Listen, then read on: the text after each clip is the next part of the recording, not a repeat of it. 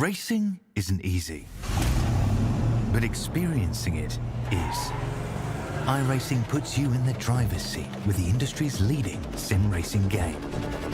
Drive on laser scan replicas of the greatest racing circuits from around the world. Go head-to-head against other drivers chosen by skill-based matchmaking to ensure competitive racing at every level. Compete across all your favorite series. In officially licensed cars, engineered to deliver the most accurate driving experience possible.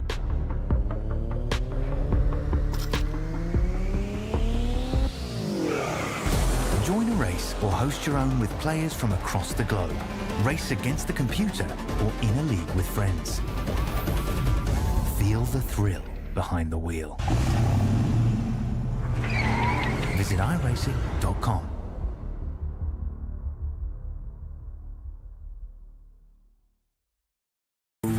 We decided it's time to put a different kind of power tool in your hands. Store Mode in the Home Depot app gives you in-store tools made to help you get more done. To guide you every step of the way and explore products quickly with the scan. That way you get the top brands at the best prices without missing a beat. It's made for doing. Download the Home Depot app and see how doers get more done.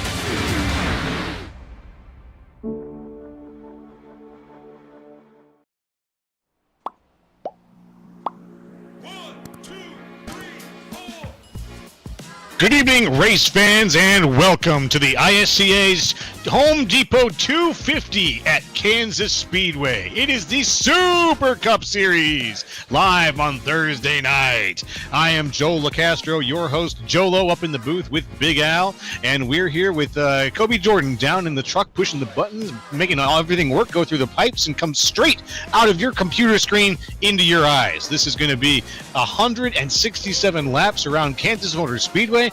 Big Al, are you ready for tonight's race? Well, Joe, I guess I'm going to have to click my heels and say there's no place like home. There's no place like home. There's no place like home. Now let's get the topper and get the hell out of Kansas. No, man, it's just going to be different here, man. It's Kansas. I don't know. What are your thoughts on this one? I'm kind of indifferent, I guess. My thoughts are that there's progressive banking here. My thoughts are that there is a lot of racing to be done here. Like, it's just a track where a lot can happen. I've seen like about my third or fourth race here this week, and I've seen races go straight green flag for nearly 40 laps. I've seen wreck after wreck in the corners.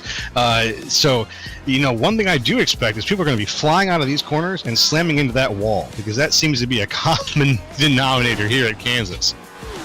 All right, then I'm just going to tuck in and follow you and see what happens here, man. Sounds good, my friend. And let's get a look at the conditions, maybe here first at Kansas. That'd be nice to pop in and see. The track length is about 1.5 miles there. We're going to stop at 35. We're going to stop at 60, and then we're going to take that up to 167. 5 sets of tires behind the fence. 65 laps to go on the fuel range, so we're going to definitely stop a couple of times here in Actually, we're probably not going to stop in that first stage at least, and maybe all the way up to stage 2. But it looks like 85, 83 in the air, 123 on the track. Oh my God, 123 on the track. These tires are going to be screaming, Big Al. That's really hot tonight. Well, it's Kansas, man. Everybody's going to be screaming. There's not a tree in sight. I was looking, we were flying in, and I was just looking up like, man, where's the brother going to get some shade at around here?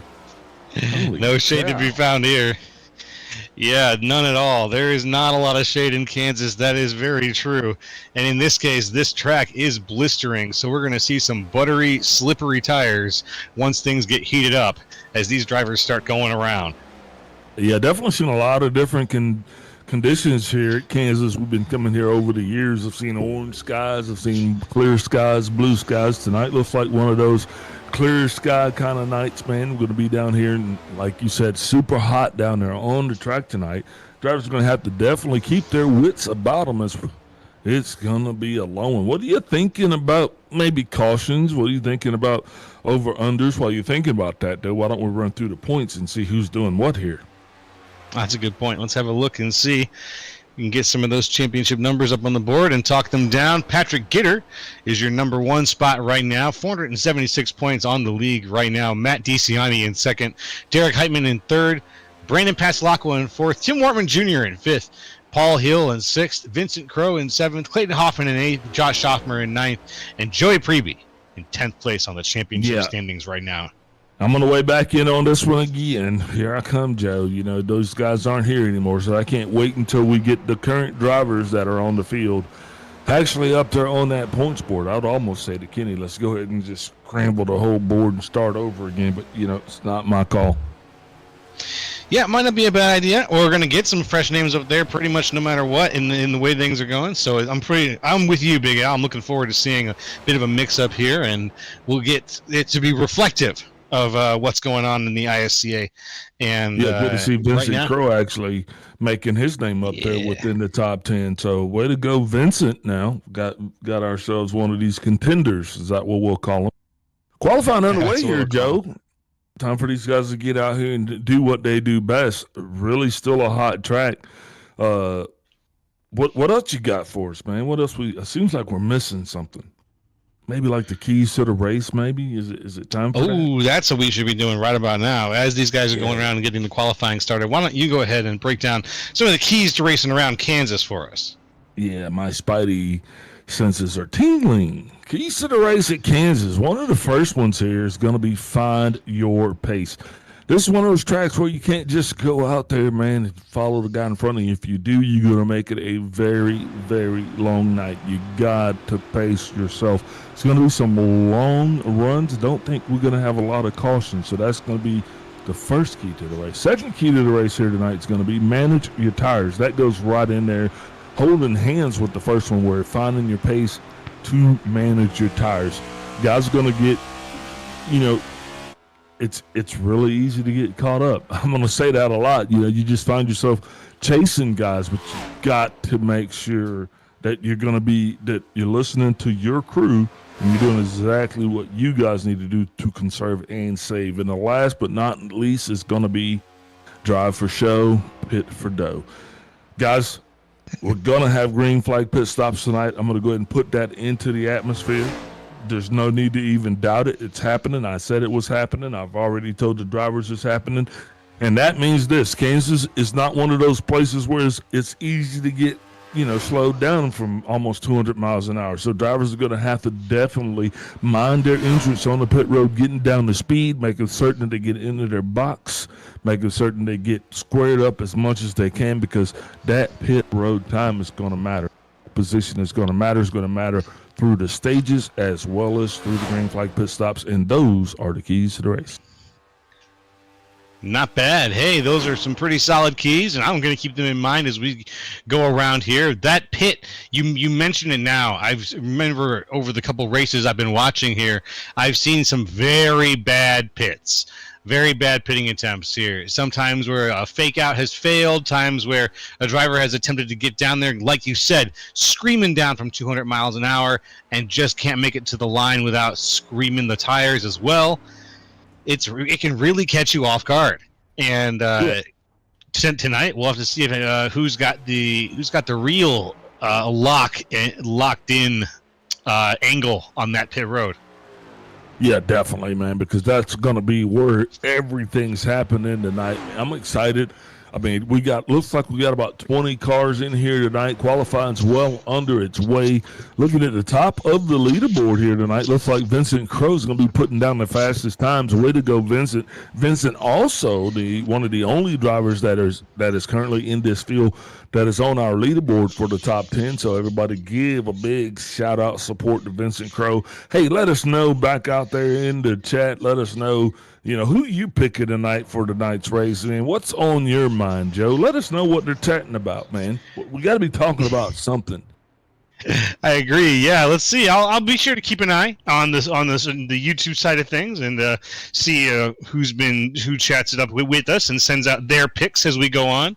And when we go through the picks later, I'll be sure to give my pick. I'll keep it secret for right now. But yeah, the more interaction we have, folks, the better. So be sure to hit the follow button and make sure to hit the subscribe button and tune in for more because we have plenty more racing. We got lots more ISCA coming your way.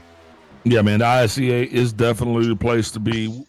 We have a steady, progression of drivers. You've seen that if you've been here for any length of time. But you know what? We're always going to be making it better, bringing you nonstop coverage, flag to flag here tonight. Just 40-some seconds left in qualifying.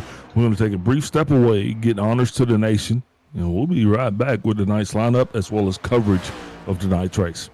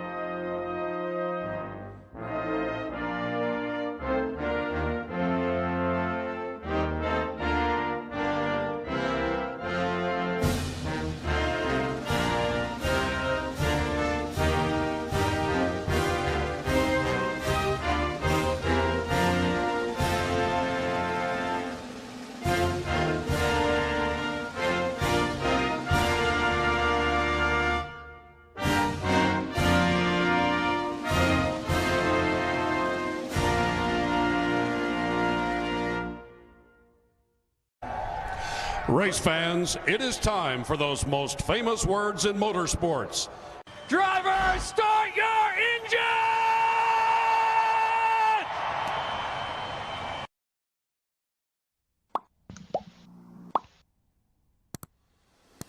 Hey, we're back, folks. There's a quick reminder to hit that like, that subscribe, and that bell. The anthem has played, and we are ready to grid up here. We'll be telling you all about these gladiators who are going around taking these laps down. First things first, your pole position, that's going to go to Vincent Crow. Number 2, Tim Wortman. 3, Charles Van Scoik. 4, Sean Signori. 5, JC Evans. 6, Jose Medina. 7, Nick King. 8, Kenny Powell. 9th, Jeremy Clapper Newell. And 10th, Mark Sanchez. 11th place is going to be Bacon Zelenka with Jay Honey in 12th. 13th place shows Kendall Levon with Greg Wachinski in 14th. 15th is Randy Drumhiller. We got Kevin Zosiak's going to be on his outside in 16th. 17th place going to show us Richard Kleinman. He's going to have Jerry Walters on his outside in 18th. 19th is going to be Paul Osen, and he's going to have Derek Jacobs following along beside him, and David Gervais and Ryan Strump will round out this 22-car field. It's a good set of drivers right there to go around to show us how it's done. I got a feeling we're going to have a lot of green flag racing tonight. These guys usually try to keep it very clean. And at Kansas, you're often racing yourself more often than you're racing the other guys. It can be the kind of place where a dive down to the inside is your best bet. And you can pull it off easy. If you can pull it off, you can get the right moment to do it. but you don't always get that chance. We'll have to see here. Hey, who'd you pick to win this go. thing then? Yep, I was about to say, let's go in and find out from each other who we think's going to pick this. I personally think it's going to go to Tim Wortman Jr. I've seen what he can do around this track, and I think that he is an excellent driver for this one. So what do you think, Big Al?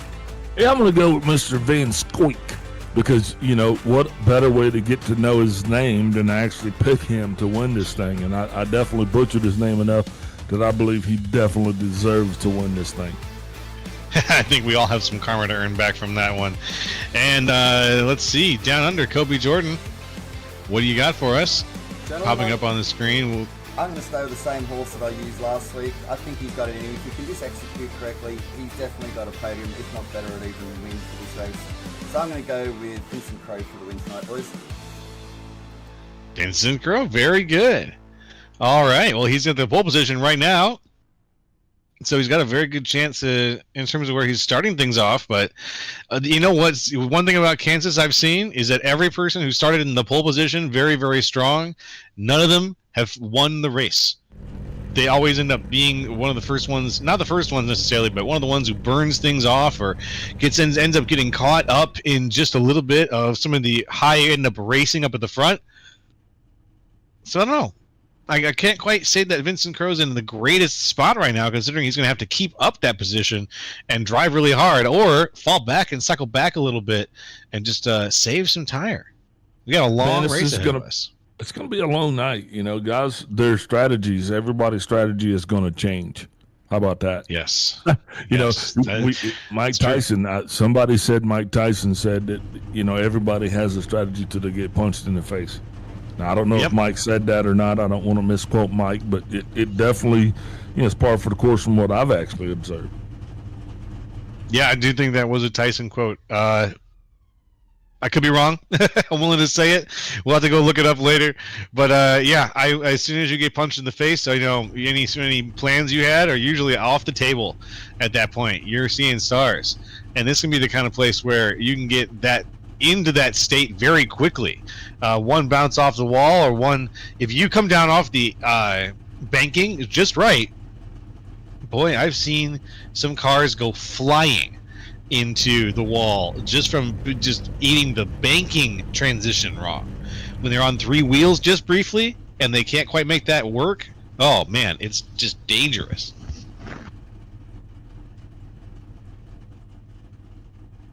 And we got the line of 2x2x2. Very soon that pace car is going to be coming off.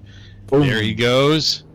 Looks like all the drivers are gridded up, getting ready to take this thing green for what hopes to stay green, at least till we go through these three stages. Remember, stage breaks are 35-60, and then the end of the race at 167. Right now, all of these cars could be going around under the guidance of the pace car. Joe, I'm hoping that that Leroy won't have to stay up there in that flag stand all night. Him and Thelma Sue having their anniversary here this evening, hoping they can steal away maybe to the concession stand, get that anniversary corn dog. I think he promised her some cotton candy. Congratulations to those two. It's about time. It's about that time of year again for their anniversary to come around. Always nice to see, but yeah, maybe we'll see him for the important parts of tonight's race. We'll see him for the beginning and the end. But let's hope that Leroy can get down from there. I agree with you. Lights off on the pace car. He is down and away. Joe, take us through the green flag. You got it, my friend. Here we go. Vincent Crowe, Tim Wortman Jr. up at the front. There's the green flag. We are go, go, go at the ISCA Super Cup Series. Good launch for Vincent Crowe. Van Scoik actually cycles in right behind there. He's up a position already. A good 1-2 punch for them. J.C. Evans in third. It's a solid line of 5 cars in the front. Yeah, for the back. 3 wide going into turn 1. These guys starting to try to figure out exactly where they fit in. Remember, the one thing that we talked about, drivers are going to have to find their pace. You're not going to be able to just run with the car in front of you and keep up. Lots of racing room here, Joe, as we're going into turn one. Some drivers low, some drivers high. Riding along right there with the 24 car, Kenny Powell. Yes, sir. Yes, sir. And Van Scoik, it looks like he's one of those cars that wants to go low a little bit here as he drives a little bit of a block on J.C. Evans towards the front. Van Scoik moving now side by side with the leader, Vincent Crowe, going for the position on the inside if he can get it. The timing tower says it goes to Van Scoik right now as we cross the line just by a hair, maybe the width of a license plate, as the reference I made the other night on Grid Vision that I'm bringing over here. But if we get just a little bit more steam, he's going to be, and he's got the lead, and he took J.C. Evans with him up there to the front. Yeah. Like I said with Vincent Crowe, he's going to cycle back a little bit here. Yeah, Jason Evans definitely. J.C. Evans definitely going to find himself up front of this thing right now, but he is definitely surrounded by bad guys. Those are the 3 of the 4 horsemen right now that have him pretty much enveloped, so you're going to see how this plays out. Now, J.C. is known to be a guy that comes, and sometimes he runs hard early, so hopefully he'll be able to conserve, because remember, that is also one of those keys to the race. So, J.C., save tires, buddy. Don't burn them down just yet. You know, and you got to find your pace, because all of the guys around you, they're going to be running their own pace. Guys have actually gone out. They turn enough laps. But Kansas is not a new track. It's not stealthy, right? So guys know where they know where their points are. They know where their markers are.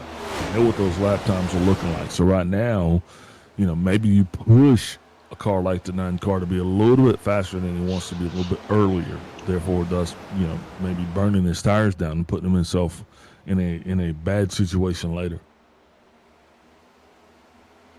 And he very well could end up in a bad situation if he's not careful. Up here, we're talking about J.C. Evans. I believe. Watching the 9 car. Watching the 9 car J.C. Evans right now. He is tucked in for second place, battling Van Scoik right now, coming down to the inside. J.C. Evans is going to get back up to the front. He has definitely got to be feeling good about the car that he brought here. These guys don't usually get a car that's this strong, this long, but I'm going to tell you what, if he can actually maintain and hopefully hold on and don't burn his stuff up quick, I think J.C. will actually have a pretty good shot here at having a decent season there, JoJo. Yes, sir. Yes, sir. Couple of passes going on around the 11th position, but still up in the front. We're side by side for the lead. J.C. Evans with a good push now. He's out in the front. He's got a whole car length now on Van Scoik. The 00 machine trying to close that gap, but the 9 has got it. Great move. J.C. Evans in your lead, Van Scoik in second, and Sean Signori in third. Yeah, and right now JC is doing exactly what JC wants to do, but he's still got to be careful, because right now he is beating his horse, and you can see these guys behind him, they're starting to fall in. Understanding we still have a long way to go in stage 1. Yes, we do. Right now the 9 car being pushed by the 00 of Van Scoik. Yes, sir. Van Scoik, not quite dropping below the line, staying above the apron there in the tri-oval, as opposed to some of the cars who are already dropping below the line, trying to take advantage of that geometry and get as much, shave off as many tenths as they possibly can. You know, we got a 4-car breakaway, so that even lets you know a little bit more. Whoa, they're the 12 and the 48. Fighting for position right there, hopefully trying to occupy the same space at the same time. I don't think that works too good in iRacing, but so far everything seems to work itself out. They've got the 83 car right there leading that pack. That's the 83 of Wortman. Yeah, that's right. This is going to be a battle for what we just call 5th place. It's the 48 of Jose Medina. Goes high around the outside, and he's going to be dragging the 12 with him of Nick King and the 2 of Kendall LeBron. Yes, sir. And in that pack, Wortman Jr., my pick for tonight's race. But it's going to be Medina, Ken, and then LeBron, and then Wortman Jr. Yeah, so your so 5th, 6th, and 7th positions. Yeah, so far this thing is actually playing out a lot like we suspected. Everybody's kind of finding their groove, getting single file. The track, the pack right now really not spreading itself out. I'm starting to look at this thing and looking at the lap times. I definitely would suspect it. Maybe say stage 3, we might actually have to entertain a little lap traffic, but I don't think that's going to be a factor at all going through the first 2 stages. JC Evans, though, still leading this thing out front, man, and we're going to be watching his lap times because somebody's got to, right? Yeah, that's what we're here to do. If we look at these lap times here and we can see the last lap times they were doing and some of their best lap times, it's going to be something that we're comparing all race long. And right now, in terms of best lap times, that definitely goes to JC Evans. Evans has got a 3:1:41, which is the fastest time around the track right now. A full 6 hundredths faster than Sean Signori, who is currently in first place. So there is a very good chance that JC Evans has a little bit of something extra in the tank in terms of technique that he's holding on to and that he's able to apply here, because even though right now it looks like Signori is out in front.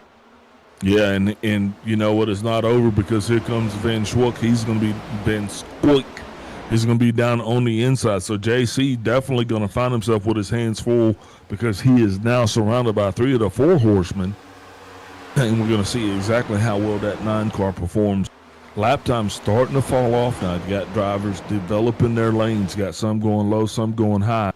JC makes a little contact with the 7 of Sean Signori. Yep, sounds like Sean is saying he got a little bit loose there on that one. So the cars are getting loose. Oh! Definitely getting a little loose. Speaking of loose, that was Charles Van Scoik, the 00, getting very loose there. Now he's up into the wall. Wonder what's going on in that car. Yeah, those tires are starting to fade. But look at the 2 car, my man. The 2 car of Kendall LeVron starting this thing all the way back in 13th, made his way all the way up now. He is sitting in P2, so he would definitely be the biggest mover. And now he is looking down on the inside of the 7 of Sean Signori. So way to go, Kendall LeVron. He is driving that 2 Mustang out of the Mid-South. So big shout out to you, buddy. Yeah, the way that he's been driving it, if there has been a single weakness in your armor, I think Kendall LeVron very quickly found it, exploited it, and passed you. And now he's in an amazing position, up 11 from where he started, in 2nd place overall. Just a great drive out of this car. Yeah, definitely. These cars are starting to come alive. They're starting to get sporty because now, you know, you're sitting here, you got 16 laps just about halfway through stage 1, and these tires are starting to show themselves a little bit. Super hot track temperature, Joe, and these guys have been really battling. So, yeah, I'm not surprised to see that some guys are having, you know, a little bit more of a hard time than others. JC Evans right now starting to fall back just a little bit. Now he is in 3rd, but he does have Vincent Crow down on the inside. Vincent is going to be trying to advance his position. Oh, makes contact with the 9. That's going to send him well down low the single white line, actually all up in the Geico restart zone. And then he was actually able to recover, keep that thing pointing in the right direction. So way to go, Vincent Crow. Way to go indeed. We kept it pointing the right direction. We kept it green. And that's all we want right now. Right now, let's check in with the lead, though. Kendall LeVron still fighting off Sean Signori. And JC Evans right behind him. Very close run for the lead right now. Yeah, definitely. I'll go ahead and say this is definitely a favorite track of Kendall LeVron because he is not wasting any time. I mean, he has got out front now, and he is actually setting not only his pace, but he is setting the pace for the race. So it's going to be one of those scenarios where if drivers are going to try to keep up with them, they might find themselves entering into that uncomfortable zone where, therefore, they're going to wear their tires out a little bit faster than, say, they normally would. And you can see, I mean, he is now starting to put down some blistering lap times. It's starting to spread this field out pretty big. That's the 9 and the 47 there, almost swapping phone numbers. Wow. Whoo! Look at He's a that. seamstress. Look at that.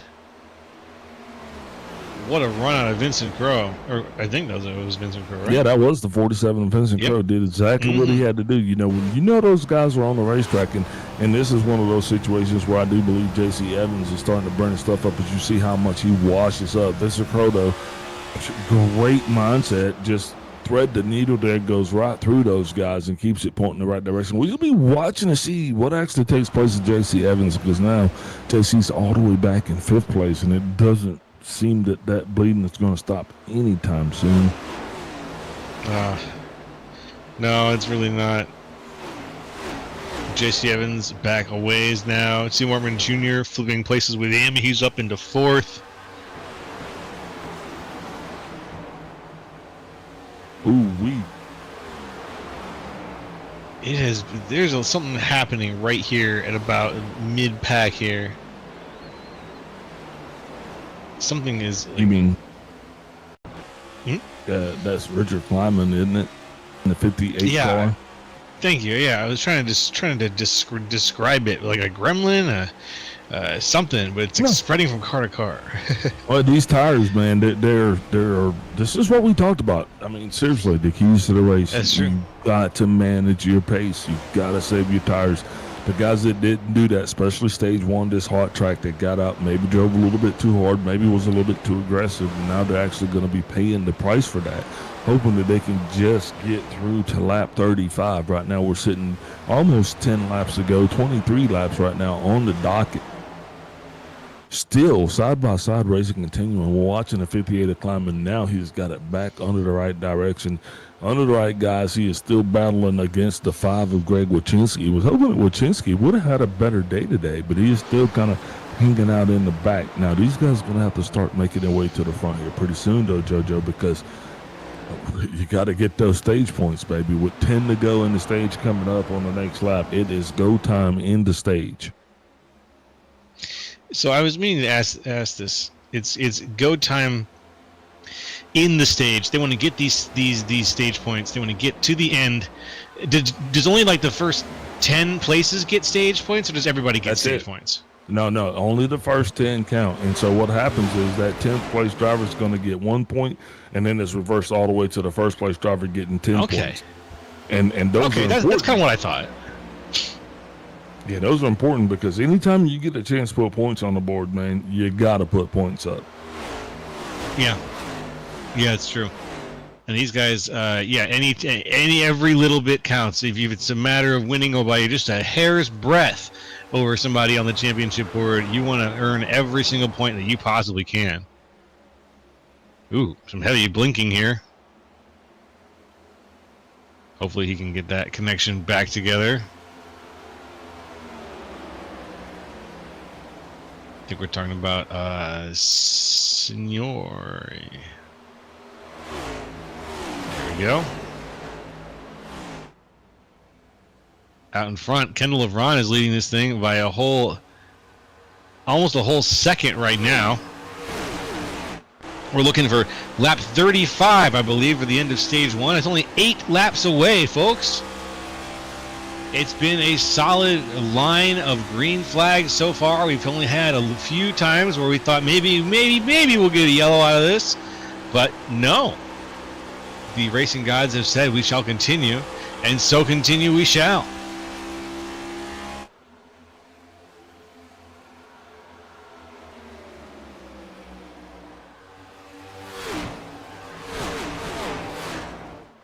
LeVron. Just a really dominating performance out of Kendall LeVron today so far.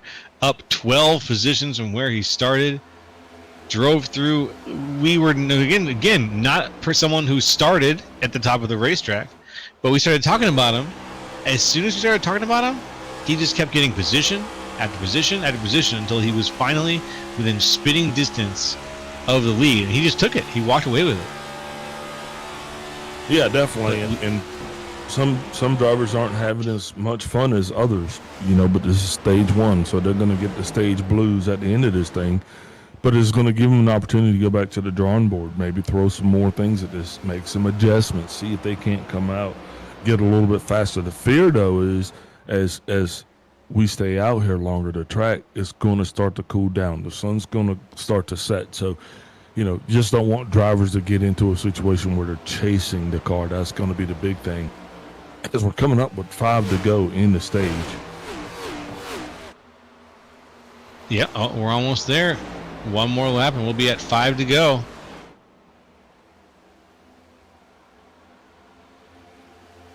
It's always an exciting time to get down to even these stage 1 finishes, just to see how hard some of these guys take it in terms of the seriousness that they take these drives with. They treat the stage finish like it's the finish at the end of the race. Well, you almost have to if you're not looking at it like it's 3 separate races, because there's 3 separate opportunities to score. There's not really another sport like that where they're just going to have 3 endings of the game, if you will, because that's exactly what a stage break is. We're like, hey, that's the end of that. So you get a clean slate, essentially. These guys are going to get to go back. They'll be able to make adjustments. It's a competition caution.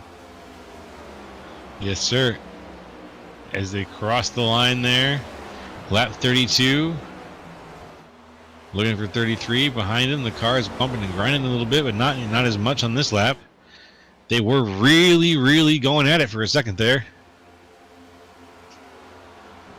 But it looks like it's all over in terms of the animosity between the 83 and the 47. Yeah, Tim Wortman Jr. now, he is around the 47. His job now is going to be looking to try to get up to Kendall LeVon. The 2-car Kendall LeVon, though, definitely has himself out to a demanding lead, not showing any signs of slowing down. This first stage, we did see good, solid run from the guys. One car maybe going to fall back. They got the 27 of Derek Jacobs. He seemed to be struggling just a little bit, but other than that, stage 1's going to be in the books here within 3. And I think a lot of guys have a lot of things that they have learned, and they got a lot of adjustments they can make.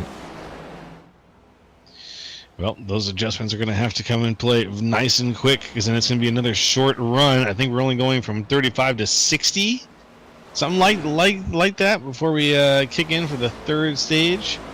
Yes, sir. So any adjustments you make, gotta see if they're any good, and you're going to have to change them again.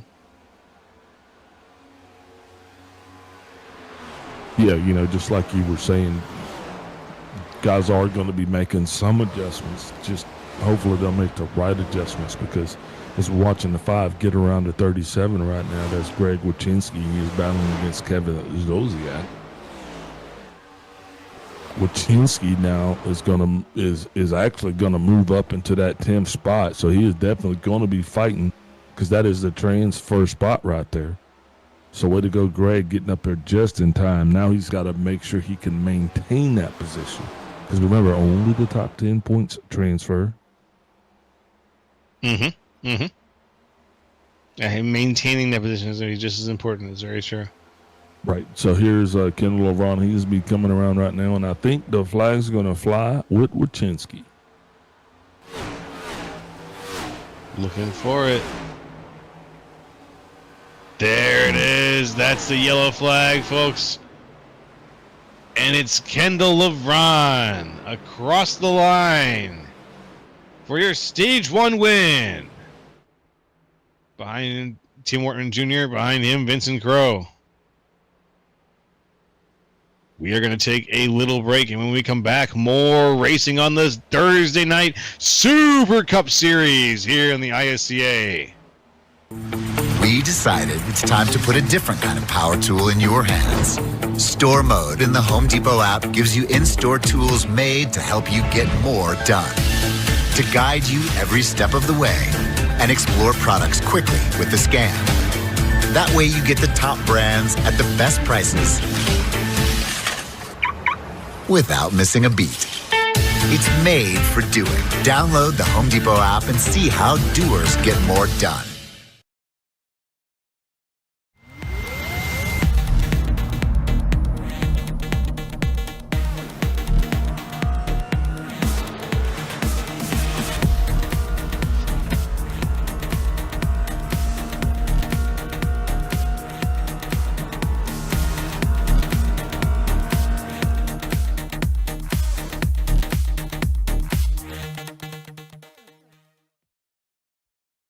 Racing isn't easy, but experiencing it is. iRacing puts you in the driver's seat with the industry's leading sim racing game. Drive on laser scan replicas of the greatest racing circuits from around the world. Go head-to-head against other drivers chosen by skill-based matchmaking to ensure competitive racing at every level. Compete across all your favorite series. In officially licensed cars, engineered to deliver the most accurate driving experience possible.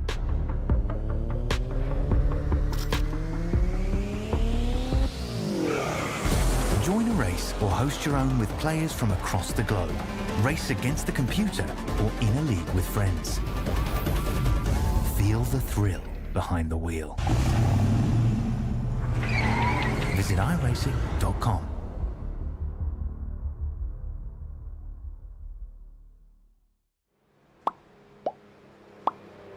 We're back, folks, on the ISCA Super Cup Series Thursday night race.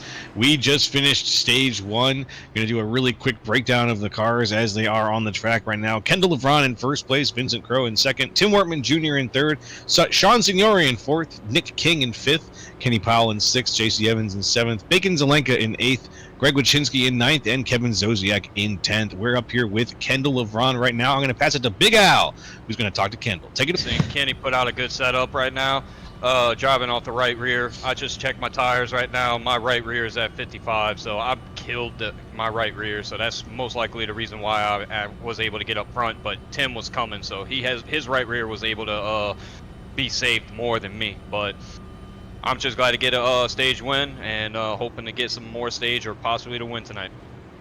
Roger that, boss. We'll be rooting for you up top here. Hopefully we'll see you on the podium at the end of this thing. Get back to it. Godspeed. God bless. 10-4, bud. That was none other than Kendall LeBron. Lights off on the pace car. He's going to be boogieing on out of the way here. And, Joe, we're going to be taking it back live again with stage 2 here tonight. Let's do it. Get stage 2 going here. It's LeBron and Crowe out in front. There's the zone. Here we go. We are green yet again. Vincent Crowe wasting no time, definitely moving down towards the inside. He is trying to get the go on Kendall LeBron, and he does. Vincent Crowe now definitely getting out to a good lead. Tim Wortman Jr. actually showing his strongest move of the night as he is sitting currently in P3. But Kenny Powell makes inadvertent contact, and that's going to be with Sean Signori, and that is not going to be good. No, Signori he's sitting where he started right now, but he looks like he's trying to hold on to that spot, getting pushed around a little bit by Nick King. Actually, I do believe Kenny made contact with the 45 of Bacon Zelenka. Bacon back a little bit in the Cowboy Magic car. More contact there between Zelenka and the 9 car, JC Evans. Kenny Powell goes way low. He is dragging with him his GNG teammate, the 5, the Greg Wachinski. Greg actually up again his high spot running tonight in P9. So further up front, Vincent Crowe keeping us tight, keeping the pace. Kendall LeBron going to be right behind him. Got one car high up on the fence. That's a 77 to Ryan Strunk. Good to see Ryan Strunk back. He is a very strong competitor here in ISCA. Not a name we've heard yet tonight, but he's up 11 positions from where he started. Yeah, the Ryan definitely is going to be one that's going to be throwing his hat in the ring. Rink.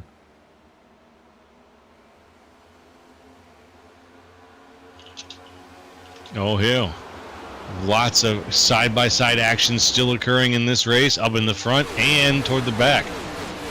Yeah, shorter stage here. You know, right now we're going to be 15 laps before this stage is over. So the go time of this one is going to be definitely a lot quicker. Drivers are going to be wanting to put the hammer down, keep this thing tighter in stage 2, keep the leader honest, and probably not let him get out to as big of a lead as Kendall LeVron did there in stage 1. Right now, Vincent Crowe, he's your leader. He's doing everything he can to try to put a little distance between himself and P2 Kendall LeVron. But Tim Wortman Jr., he is right there, and trust me, looks like he is trying to get his name here on the broadcast, but not just mentioned. Looks like he wants to possibly be your stage winner here.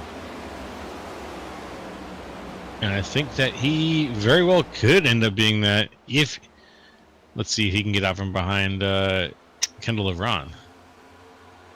Sorry. Oh, JC Evans high off the wall right there. Made a little bit of contact with the 37 car, Kevin Zosiak. Not good right there, but looks like it'll buff out. Everybody's okay. Green flag racing continues. But yeah, it just shows still you green right there. flag. You 1 minute you're good, you're picking your teeth, and the next minute you're just swapping paint with the 37 car.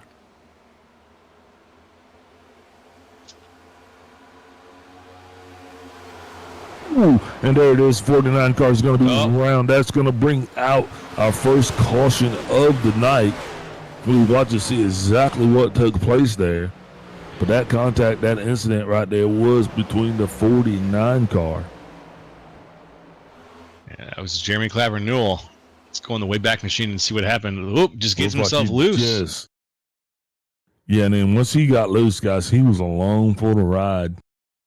A single car spin, watch him right there. Then he makes contact with 2 more cars. Paul Osson making it way down on the inside, not getting in contact. But man, he seemed to be on a mission to destroy some cars here tonight. A mission to destroy some cars. He's in the wrong kind of race. Yeah, man. So that's lap 48. That means we'll be pretty much 10 to go. We'll have a 10-car shootout, a 10-lap shootout for what's going to be stage 2. Be interested to see if we have any takers on pit road. I don't imagine that we would, but who knows? Kansas is one of those tracks, and it's been eating tires up. I think that's exactly what we saw happen there with Jeremy Clapper Newell. You thought anything was the tire? Just the tires getting eaten up, and then they get out from under him. For sure. The temperature out there tonight being what it is, these are desperate times. It's 121 degrees on the street. I mean, we started at 123 degrees. Now we're down to 121. So she's still super sticky. That is insane to me. That's probably the hottest I think I've ever seen it in iRacing. Personally, it's probably been hotter, but. We did have some takers there on pit road. We had the 49 on Clapper Newell. Of course, he came down. The 00 Van Squeak came down, as well as the 77 of Ryan Strunk. With these guys short pitting the stage here, I'm starting to think, I'm wondering, how much of a difference is that going to make on our lap times? It'll be relatively easy for these guys to actually score pretty quick. I don't know how up they're going to get. Was the risk worth the reward? That's the one thing that we're going to have to see. Lights getting ready to go off on the pace car. Still single file right now.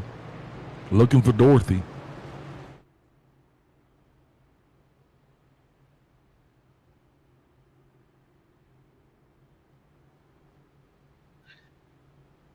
Lights are off now.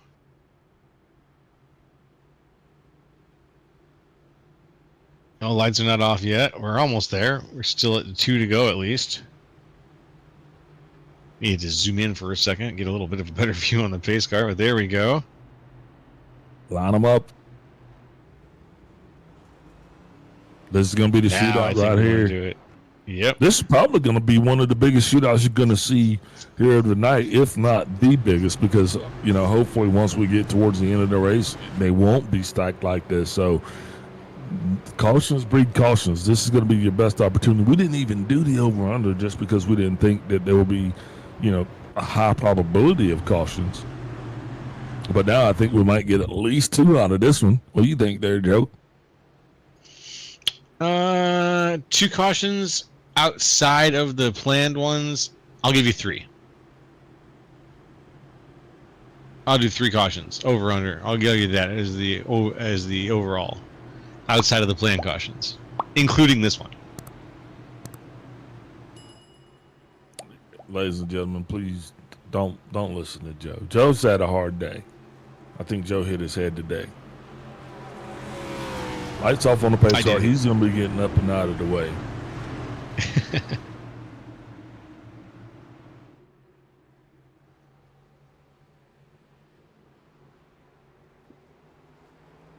My Little Pony wasting no time. He's off to the races. Vincent Crowe, Sean Signore, nose to tail, getting it done, eh? Now these two gonna be running hard. Now remember, this is just gonna be a little bit more than a 10-lap shootout. Further back, side by side, everybody looking for air. A blocking going on there, Joe. Yeah, a lot of blocking for how early we are in this race. We're not even around, lap, turn 2, and we already got blocks being thrown. Feels like that's a little premature, but we don't have much time left for them to find good positions in this second stage. So if you want a good position here, blocking might be your only choice. J.C. Evans right now holding that catbird seat. He is the transfer spot. Jerry Walters got him in his sights. He's going to be trying to get up, seeing if he can at least get some point action.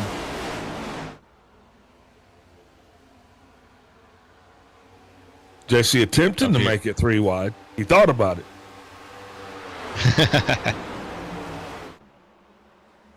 What was it worth it?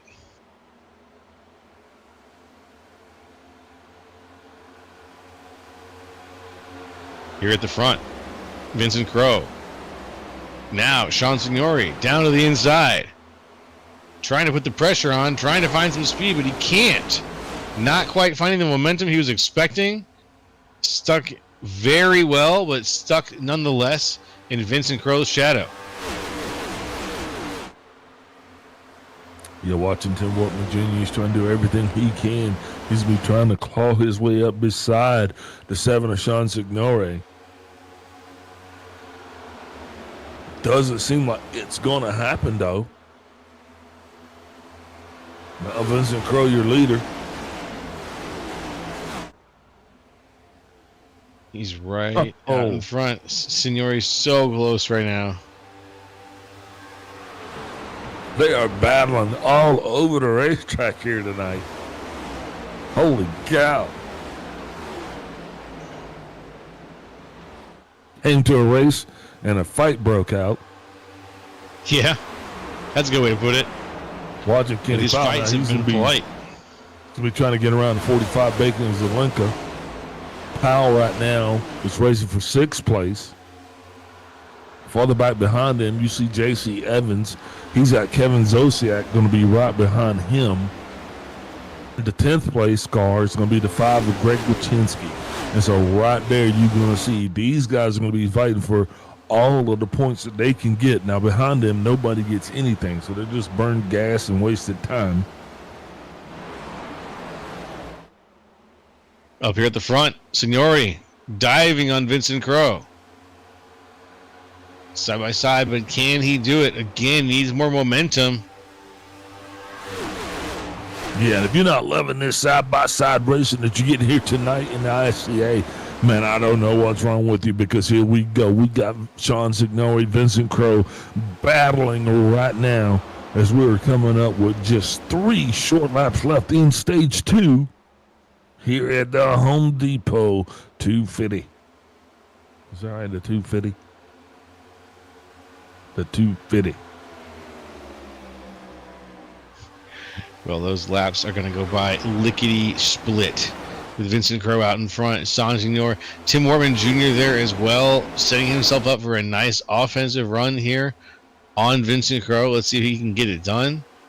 He led stage 1, or he didn't lead stage 1, but he won stage 1 with a decisive move at the very end. Let's see if he can pull off a second victory. Definitely going to have his hands full. Ooh, major contact. The two car Oh, Kendall no. LeBron, he is going to be into the wall, making more contact with collect a J.C. few. Evans. Right there, at least three cars going to be involved in this one, and unfortunately, that is going to be the end of your stage. We go ahead and call that right now. Vincent Crowe, your stage 2 winner. Tim Wortman Jr. in second. Sean Signoe third. Fourth place, Nick King. Fifth place, Kenny Powell. Sixth place, I'm going to show you Kendall LeVon Bacon Zelenkin. Seventh, eighth place, J.C. Evans. Ninth, Kevin Zosiak. And 10th, Greg Wachinski. We're going to see this one more time, try to unpack exactly what took place. Looks like, well, besides the obvious, trying to put two cars in the same spot at one time, that don't work. Let's see here. This is going to come right up front. You'll see Kendall LeVon. He is up high. He is chasing Tim Wortman Jr. Right there. There you see it. Not enough room to actually go in. Man, Bacon cuts his nose off, and then the rest of the story is what it is. We're going to take a quick break, get a word from our sponsors, ladies and gentlemen. We'll be right back with continuing coverage of tonight's Home Depot 250. We decided it's time to put a different kind of power tool in your hands. Store Mode in the Home Depot app gives you in-store tools made to help you get more done. To guide you every step of the way and explore products quickly with the scan. That way you get the top brands at the best prices without missing a beat. It's made for doing. Download the Home Depot app and see how doers get more done.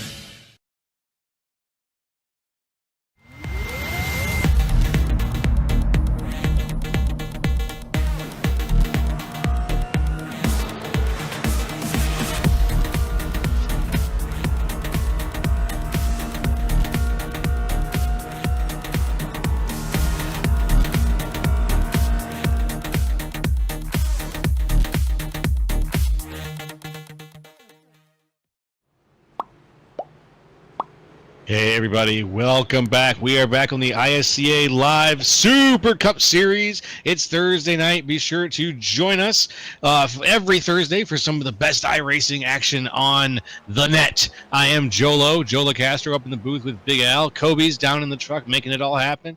And we have got Stage 3 getting ready to kick off here. Stage 2 ended with a bit of a bang, Big Al. We had a crash on track, unfortunately.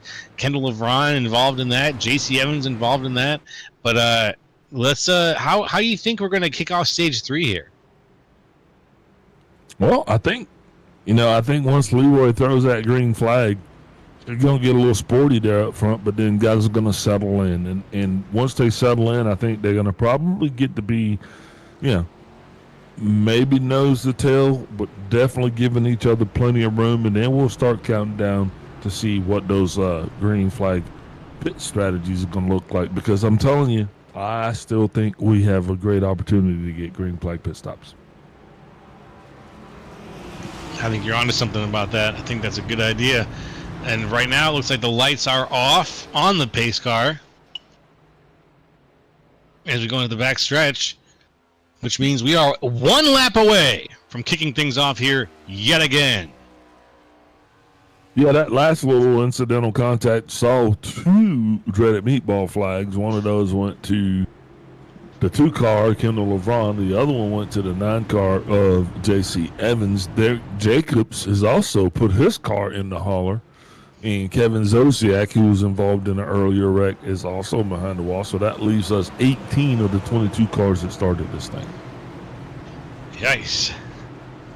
A little bit of attrition here to get things started. There goes the pace car. We're looking for the Geico restart zone. Very soon we're going to have it. Vincent Crowe, Tim Wortman Jr. looking to start things off here. There goes the green flag, and we are green yet again here on the ISCA Super Cup Series. Wasting no time. Right there getting a little bit sporty there between what would have been Bacon Zelenka and Tim Wortman Jr. These two guys vying for position early on here tonight. Drivers not wanting to wait and sit and settle in. Everybody wanting to get up front to dial it in, trying to get away from everyone else. We're watching Mr. Kleinman We did see him actually have a little bit of a run with the wall a little bit earlier on there. But he seems to have all of his woes fixed, not showing any cars on the racetrack that are not on the lead lap. So every car that's on the racetrack right now is being scored on the lead lap. That makes our job easier. And theirs. Nothing to worry about traffic-wise yet for Vincent Crow. But if this goes all the way, there's going to definitely be some lap traffic coming up, more or less. I can't say how soon, but it'll happen.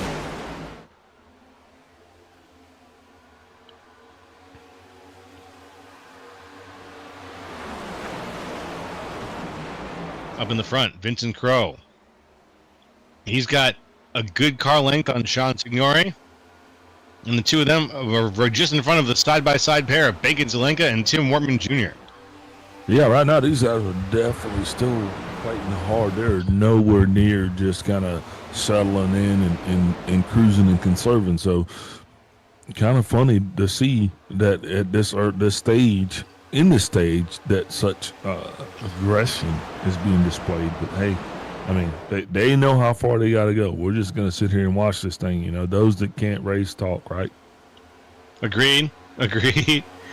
And they're not doing what I like to call the Sunday drive, where you just drive as leisurely as possible. Yeah, sorry, David Gervais just made a little bit of contact there. It's like he would have bounced off of Jerry Walters.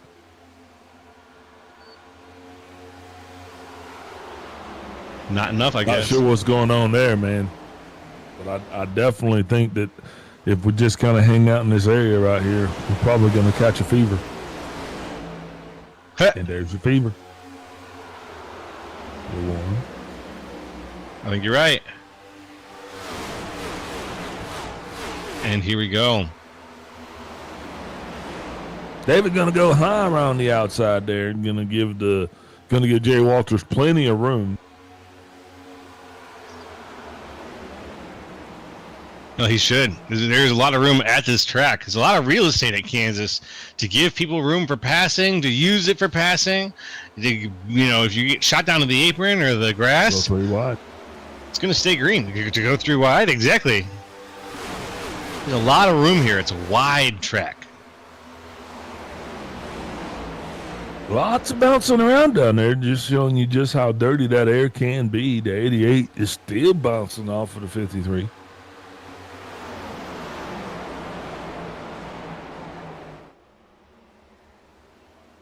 Sorry, the 63 of Jerry Walters. There we go. I was about to say, with the 53, I don't see that right We now. got Van Scoik right there getting the front row seat of all of the calamity. I mean, he's probably wanting to get around these guys because these two definitely they're side by side and they're not showing any sign of relinquishing. Oh, Kenny Powell gets into Bacon Zelenka. These two right on top of each other as well. Seems like a lot of cars are running about the same speed, and right now they just can't get the distance between themselves. The 88 finally does get around the 63.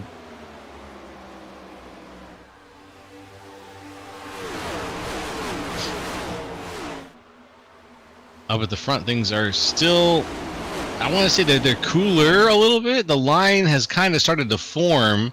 The line of about five cars down to sixth place, where the first side-by-side battle is still going on. The top five, though, they've kind of straightened things out a little bit.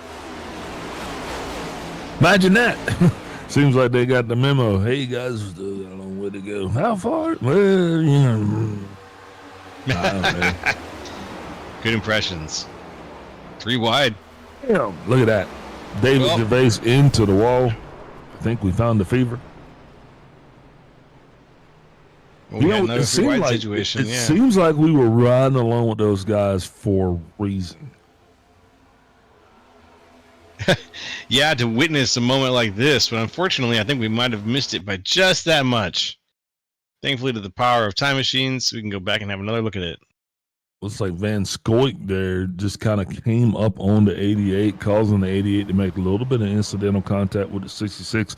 before he comes back down, makes hard contact with the wall, and settles in the middle of the racetrack. Caution's going to be out. This is going to be for the second time tonight due to incident.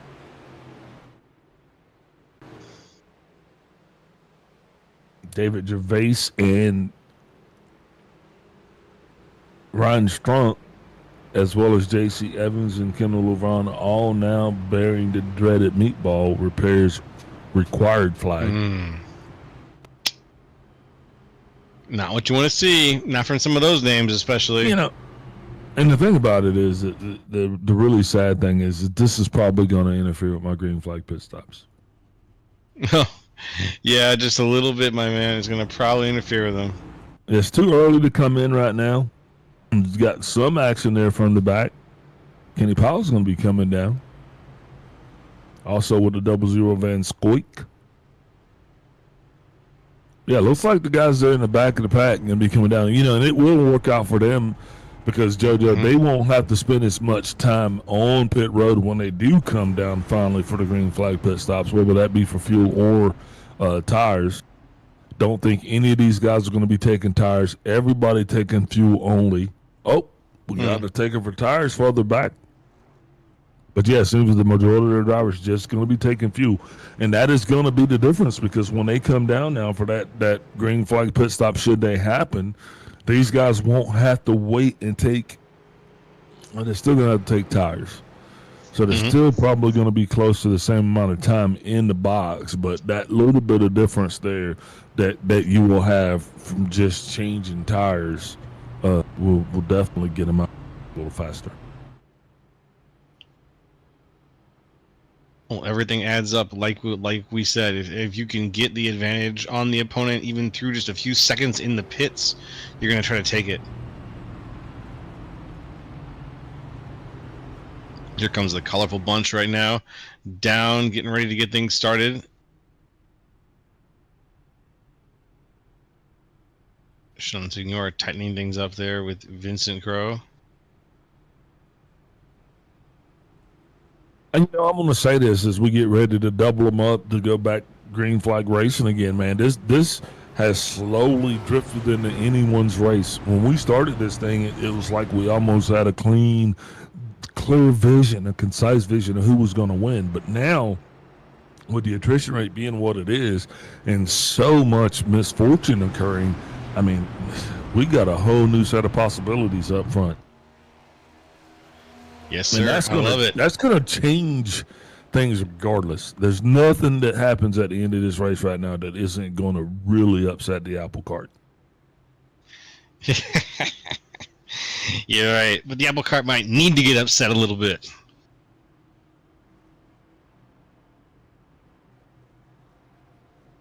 I think we're going to be going green here any second now. Let's wait for the pace car to go off, and we'll get Sean Signori and Tim Wortman Jr. to kick things off here for the ISCA Super Cup Series Thursday night race.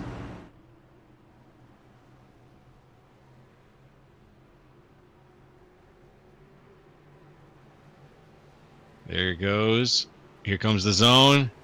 There's the flags. We are green yet again, and Sean Signori out in the front with a good launch.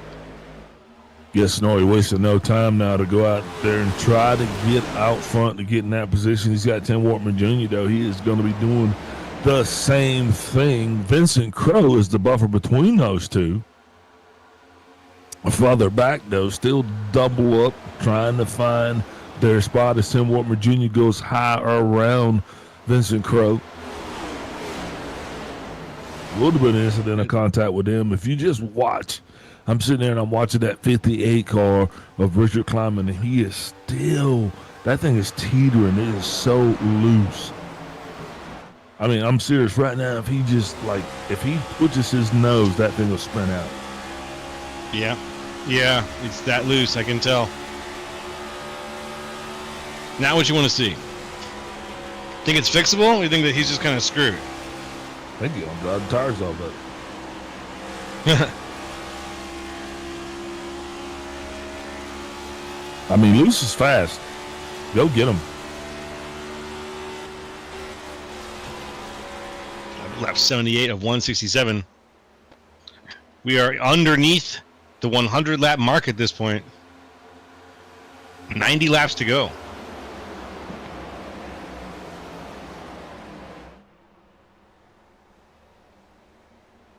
I said last week we had that buffer there. I think we were calling a full tank of fuel, 58 laps. Tonight I see that's been updated to be more like 60, 65 laps. And so that's what I think we're going to be looking at as well. Drivers are going to be pushing that limit a little more. Not sure how many laps these guys been able to put on, how many guys been actually able to get a full tank of gas out of the car. How that's going to be affected by the temperature, how that's being affected by the draft. I mean, race track temperature now down to 112, which is almost 11. Well, not almost. What am I talking about? I don't know how to do math. It's 11 degrees cooler than it was when we started on the track. Yes, sir. My aunt was almost my uncle. Oh, there's climbing. We're very close there. Yeah, battling for, I don't know. Battling for 6th and 7th. I think he's just trying to keep that car pointed the right way.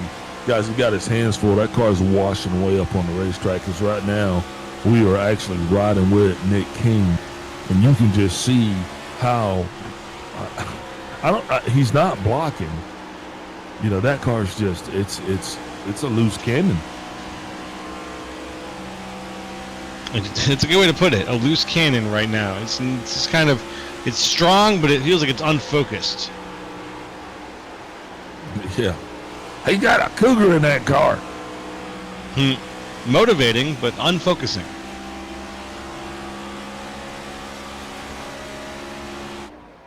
Yeah, I don't know anything, man. I'm just making stuff up as I go, but you know what? It just helps us get the laps in the books. Bacon Zelenka right now, he is doing everything he can. He's currently being shown beside the 12 car, Nick King. Bacon and Nick side by side here. These two going to be battling. Almost going to be a 3-wide situation coming off, and there's the contact. That's going to clear up a little bit of room to cause a ripple to go on behind these two. Oh, yeah, you think so? Well, let's see it. Yeah.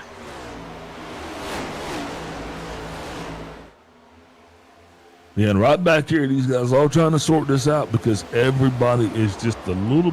This is the equivalent of 2 tractor trailers doing 68 miles an hour side by side in the mountains. Is that right? That's what we're watching? Yeah, that's 2 what tractor you're trailers watching. doing 60? Because they're so close together in speed, you'll see that they just can't shake each other. Yeah, the 2 tractor trailers can't quite shake, huh? Dump trucks. They're dump trucks. 2 dump trucks in this case. Okay. Well, that's what you get if you got a car that's not handling well, it's washing up the racetrack, plowing through the corners. We call them dump trucks. Yeah, well, I would say I would call them bricks. You know, dump trucks, bricks, whatever you want to call them. It's I think it's accurate. I don't know if he hit happy hour before he got here or is he just. This is a joke, folks. I mean, come on. Don't drink and drive. This is simulated. It's simulated, yes, simulated. We're saying Clyman's having a hard time keeping that thing under wraps now. It's literally, it's like it's all over the place for him. And that just goes to show just how loose some of these setups can be. Right now, watching these guys, all 26 laps on their tires, 82 laps to go. They're going to be probably splitting that in half. We'll be watching. We'll be giving you continued coverage of the Home Depot 250. Or as Joe would say, the Super Cup Series. That's right. You got to say it like you're announcing Cookie Crisp, the cereal. Cookie Crisp, really? That's right. I'm just the sound I'm trying to make with my voice when I'm doing Super Cup Series. That's old school. Super Cup Series, Cookie Crisp. Yeah, it's the good stuff. We got a lot of, speaking of the good stuff, though, we got a lot of side-by-side racing still going on here in the middle of the race. Kenny Powell right now is side-by-side also. trying to hold on. Ooh, very close right now to the 12 machine of Nick King. Can he hold on to it in that little stack of 3? Yeah, watching the Looks like he 24, trying to dial into 12. This is definitely not going as easy or as smooth as he would have hoped. But right in front of these guys, you'll see that Bacon, Zelenka, Vincent Crow, these guys actually making a little bit of headway. You know, they've actually been able to get a runaway there just a little bit there between the top 4. Sean Signori way out to blistering lead. Yeah, he's really out there right now. He's a full second ahead. Almost got a second, yeah. Yeah, it doesn't sound like much, but it looks like a year of time between him and Tim Workman Jr. right now. Man, and you know, you're watching further back in the pack where we're watching this with Kenny Powell and the 12 and the 5. I mean, these guys, Powell rubs the wall just a little bit. That's going to take maybe a little bit of momentum. Doesn't seem like it affected them too much, but these guys just not able to. I mean, it's like that booger on your finger. You know what I mean? You just can't. They need a tissue. Yeah. Yeah. Yeah, I'm not going to speak too Kenny, much to the experience of that. Every once in a while, Kenny will just go and he'll wipe his on the wall. Oh, great. That's disgusting. Yeah. Moving right along. Again. Scrubbing the wall. Yeah, it's not going to get him any points with the championship if you scrub the wall here at Kansas. It's just going to rip the paint right off your machine. But too often, you see guys who think, yeah, I've got big britches. I can run this top line. I can run just the top line. And then they end up just sliding up into the wall and running the wall for about a good quarter mile. And it just ruins their momentum completely. And for the second week in a row, Greg Wachinski just kind of smoothly sails right on up into the top 5. Remember last week, Greg was our biggest mover last week as he finished on the podium. Well, tonight, starting this thing off in 14th, without anybody paying any attention, Greg Wachinski has actually snuck his way all the way up into 5th place. And, you know, he is still moving pretty solid. So he's not showing any signs of slowing down. I think he's got that thing dialed in, and he knows exactly what he's doing. So he could possibly have his second podium in a row here this week here, guys, as he just now makes his move passing the 45 of Bacon Zelenka, and that's going to put Greg up in the 4th place.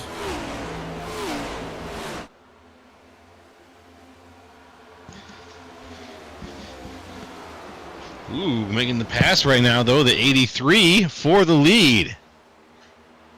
Tim Wortman Jr. moves into the lead, slides up there, takes the spot from the outside, actually, from Sean Signori. Told you, whatever he's feeding that thing, it's working.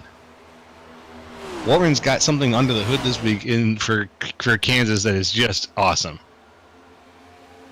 Yeah, right now, though, he's going to have to be cognizant. With 74 laps to go, he's understanding that he is still going to have to come down behind the wall at least one more time. And the way I'm guessing, that's going to be within the next 20 laps. The leaders having 34 laps on their equipment, they're going to want to find that sweet spot. They're going to want to leave about 35 to 40 laps there, you know, because that's going to kind of give them as close to that stage 1 setup as they're going to want to get to. So that's what I think, that's where they're going to be shooting. But we're still going to be watching this thing to see just how long these guys can push it out. Right now, it looks like that outside line is where Sean Signori wants to live.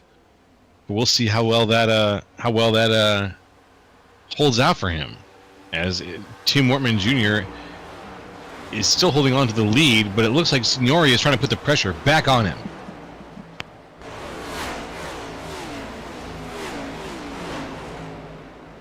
Yeah, absolutely. You get rattled, you settle back down, you calm your horse down, and you start to run fast laps, because, you know, that's exactly what you're paid to do. It's not like Major League Baseball where the pitcher falls behind, and, you know, we don't have that. We have every corner has to be perfect. So drivers don't have time to sit back and think about mistakes. They have to look forward. I mean, because this car is moving, and it's not slowing down. These guys are running an average of 180, 190 miles an hour here tonight.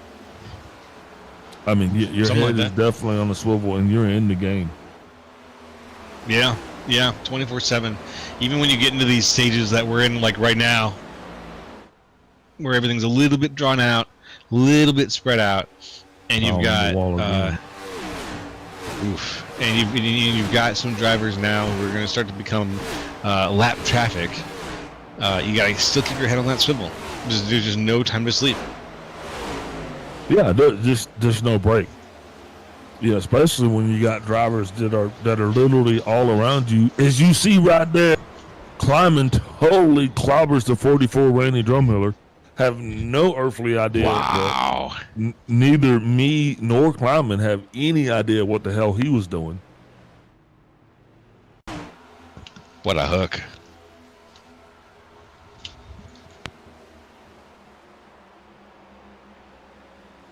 We're just gonna watch this one.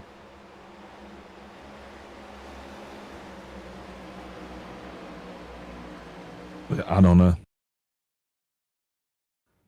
Hey, they'll have to unpack that one. I've got nothing. I mean, not much to unpack, really.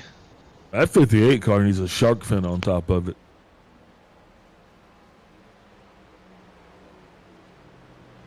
Wow, just like that. Now, still not going to put us in the pit window. We got, well, no, you know what? Everybody's coming down. With 69 laps to go, Joe, they are coming down pit road. We got one car That's staying out. That's the interesting. 37 of Mrs. Oziak. But he is being scored right there at the tail end of the lead lap. He gets the lucky dog, so Zosiak's going to get the wave around. He's going to be trying to come back, beat feet to get down on pit road there so he can at least try to get him some tires and fuel. We'll be watching him as well. Man, everything just jumped on a dang Greyhound. It did. We're not even really in the pit window, are we? No, we're somewhere around there. Greg It doesn't feel like we is going to are. come out, and he is going to be your new race leader.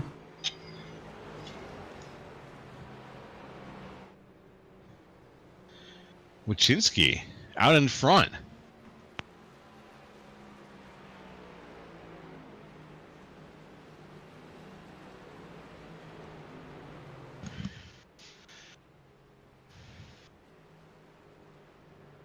Yeah, Wachinski having a very quick pit stop, 9.6 seconds there, which means he definitely only took one side of tires and fuel.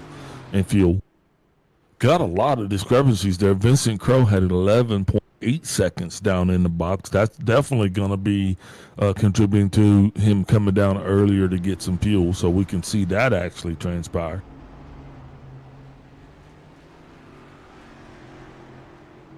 Man, everything's starting to shape itself up here. It is right about the 101 mark on the lap counter.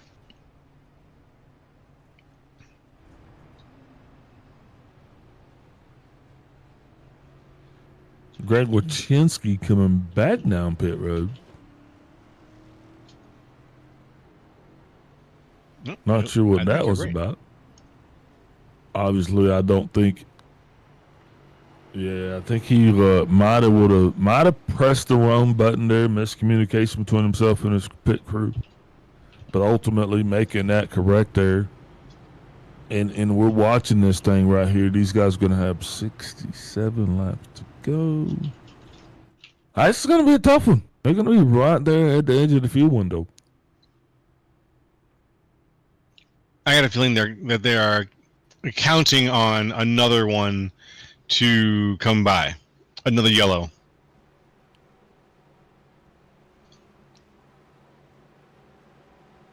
Yeah, they can make it to the house. Hey, there we go. Tim Warman Jr. wasting no time getting this field underway. Tim Signorway and Bacon Zelenka jockeying for position behind him. The 00 of Charles Van Zoink. He has now got his nose wrapped up in there. So he's going to be trying to fight for third position, going to have to settle for fourth. Kenny Powell now makes a solid run back up into top 5. It's a good place to be, Kenny Powell.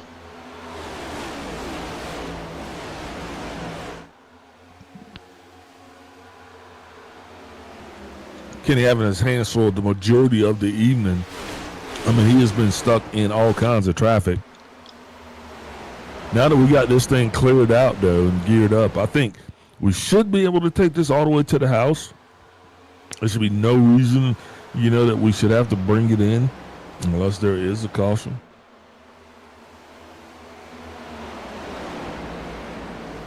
They're going to be racing on fumes, though, by the time that they get to the finish line, if they don't pit a second time. Whoa! Slow it down, slow it down. Man, he's been trying to get that one under wraps. Not sure if he was actually able to do it. That was tough. No, that was Jose Medina and Jose T-Fresh on pit road. He's going to have himself a black flag. Yes, indeed. Jose Medina. Unfortunate. Yeah, they're going to hold him there for a while. Green flag racing continues at 12:24. They're up here bumping uglies like first cousins. Not sure what's going on there, guys, but y'all going to have to separate or figure it out. Way too much racing left in here. Yeah, for how things are going up at the front. Oh, yeah, side by side for the lead. Yeah, this is sporty up here. Somebody's going to get some flowers up front. Bacon Zelenka. Well, I think this is the first time. Is this the first or second time we've ever called him at the front of the race?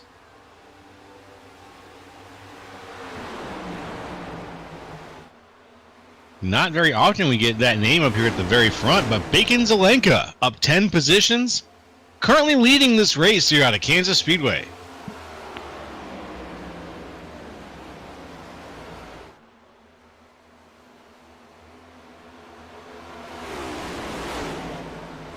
Man, the 12 of Nick King and Kenny Powell still into each other. These two, 3 wide now, beating and banging. There it is right there. That's going to put, looks like that is Clapper. Oh, and there's the Dirty Sanchez.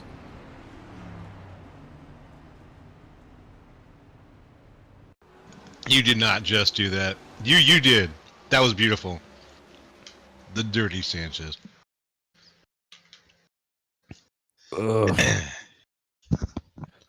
Yeah, I mean, right Rough. there you see these two just Locked in place, letting physics do the rest. Not much you can do about it at that point except hold the brakes and just wait. Yeah, but was he on the brakes?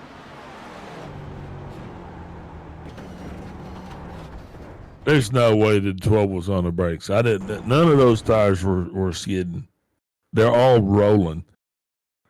Come on, man. Do better. Yeah, that is a hold the brake situation where he should have been. Do better. Clearly wasn't. When you go back and you watch this tonight on this replay, you just do push-ups when you get to that point. A little penance. I like that.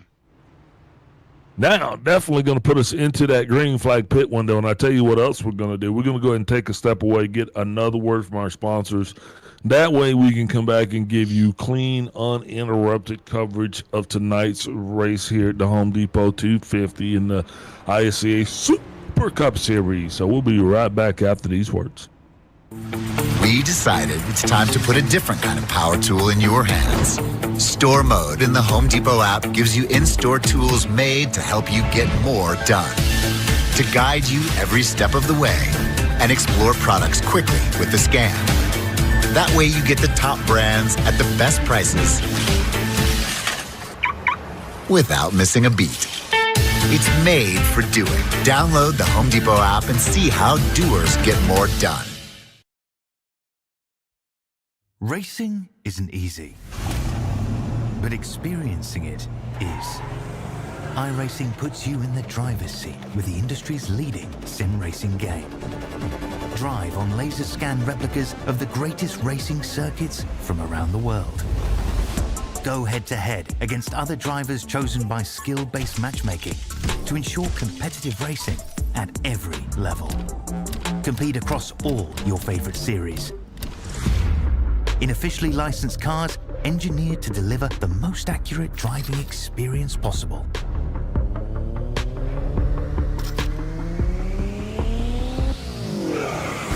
Join a race or host your own with players from across the globe. Race against the computer or in a league with friends. Feel the thrill behind the wheel. Visit iRacing.com.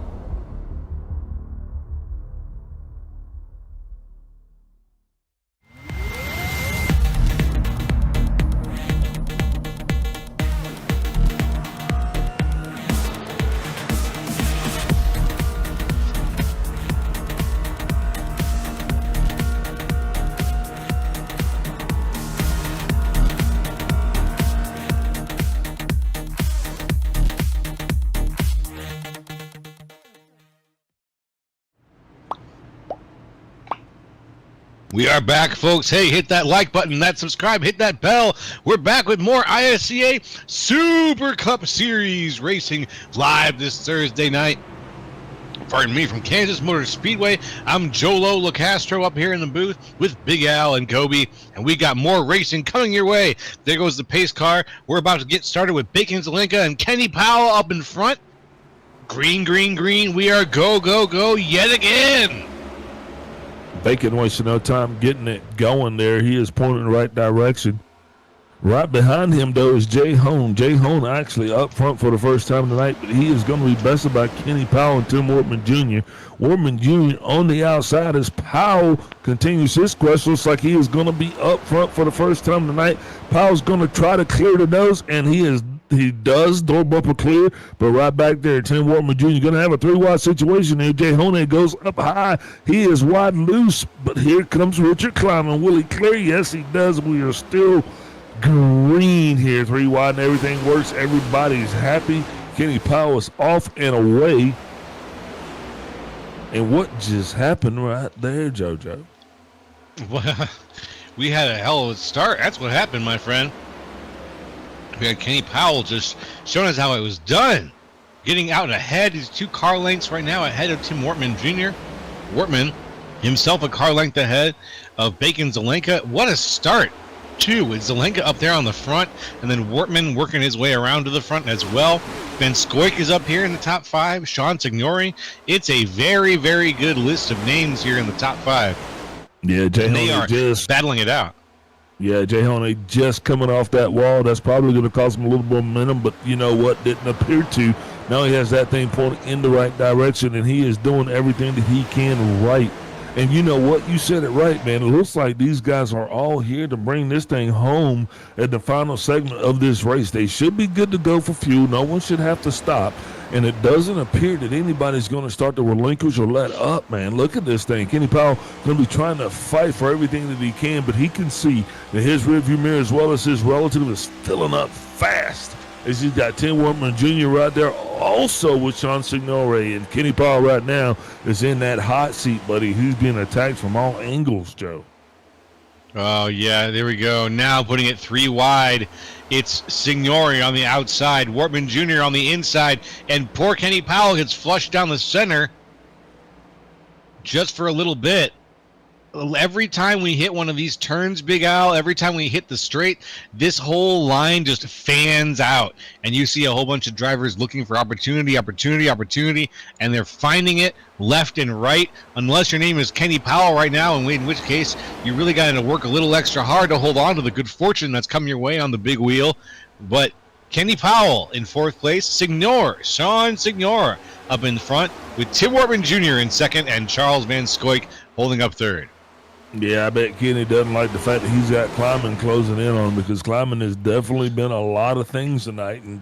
And in line hasn't been one of them. I mean, he's been all over the place. But anyway, that's something for a different time. Here, Kenny Powell is, though, trying to keep everything that he has, trying to stay in 4 places. You watch Will Walk riding along now with Richard climbing, dialing it in, coming down on the inside. You can see way up front there, he has the leader, Sean Signore, in his sights. And I can guarantee he's going to be trying to do everything he can to make those cars disappear between him and the leader and put himself up into P2. So he is definitely doing pretty good tonight as far as it goes. Climbing, our biggest mover right now, being scored in 5th place, starting this thing off in 17. So, hey, good on him. We'll be watching him tonight because, hey, he's our biggest mover after all. Yes, sir. Biggest mover that we've got up there, 12 positions. Next closest is Jerry Walters at 11. He's only back 2 positions there. Jerry Walters is in 7th right now.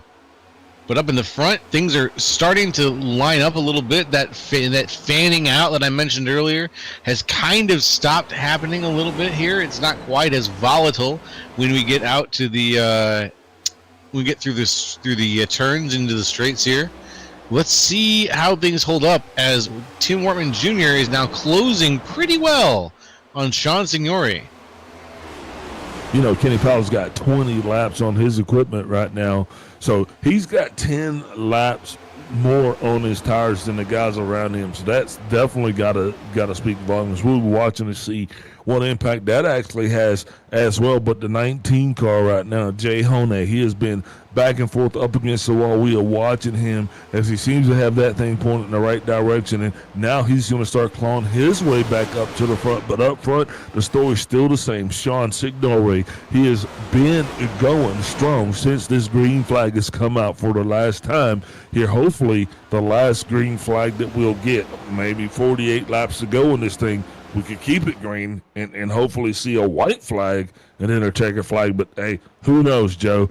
I mean, still a lot of miles to go. Still things going on down there to 58 into the wall again.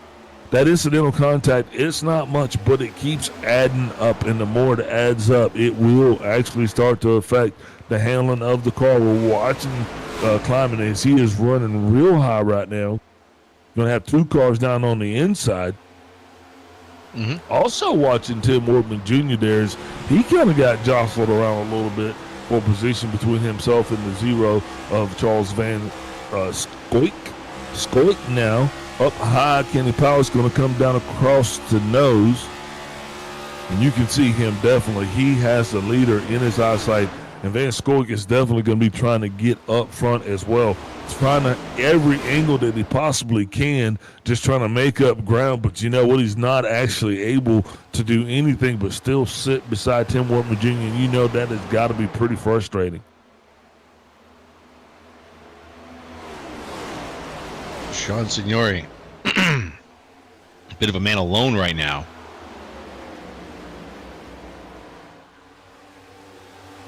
Van Scoik is the exact opposite of a man alone. He's got Tim Wortman all over him.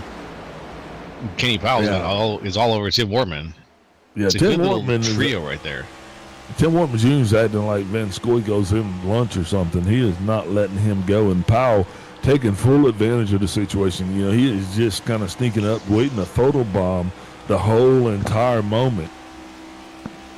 Yeah, that's a good way to put it. Waiting to photobomb it is a very good way to put it.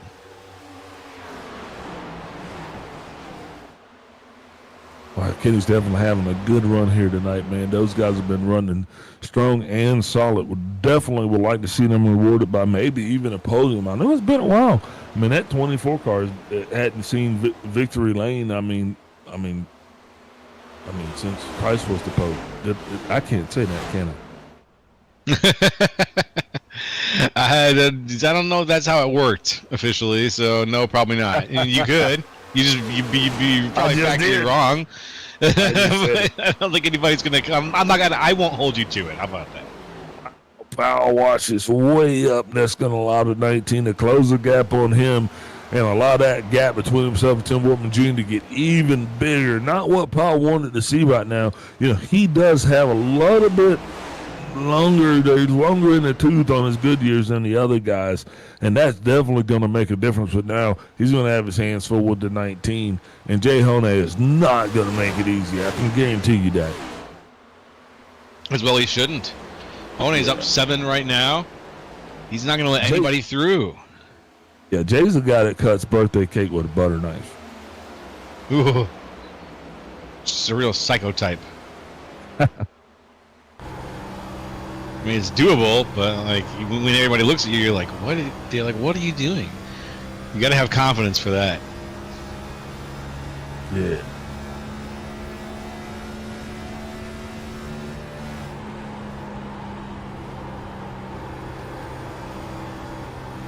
Powell trying to get this thing pointed in the right direction. You see, he lost that distance right there, lost his momentum. Now he's trying to kind of get it back up.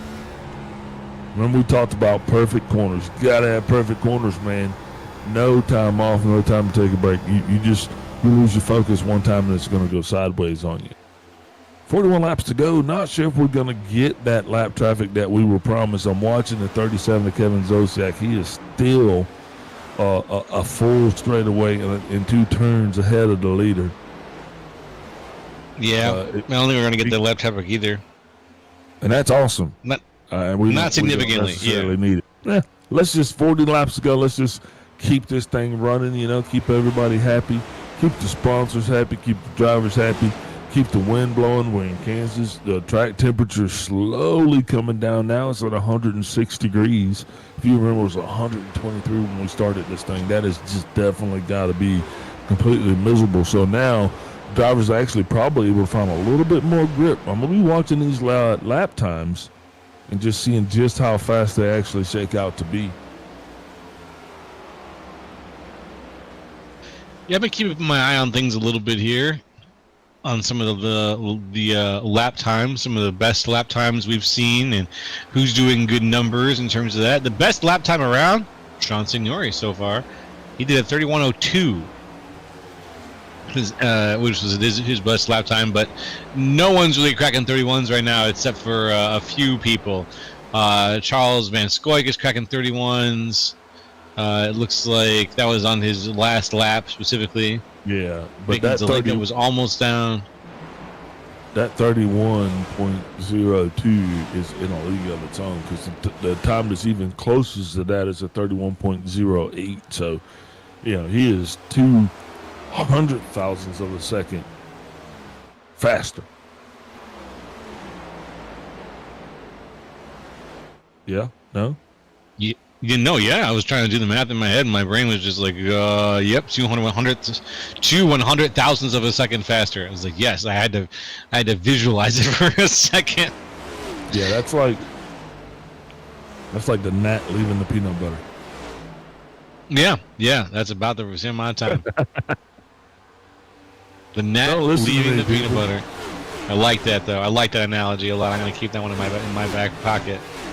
Yeah. Lap 132 out of 167. Oh, we're almost at the 30 lap mark here. You can feel it. 36 laps to go. This is about the distance of the first stage, so that just lets you know.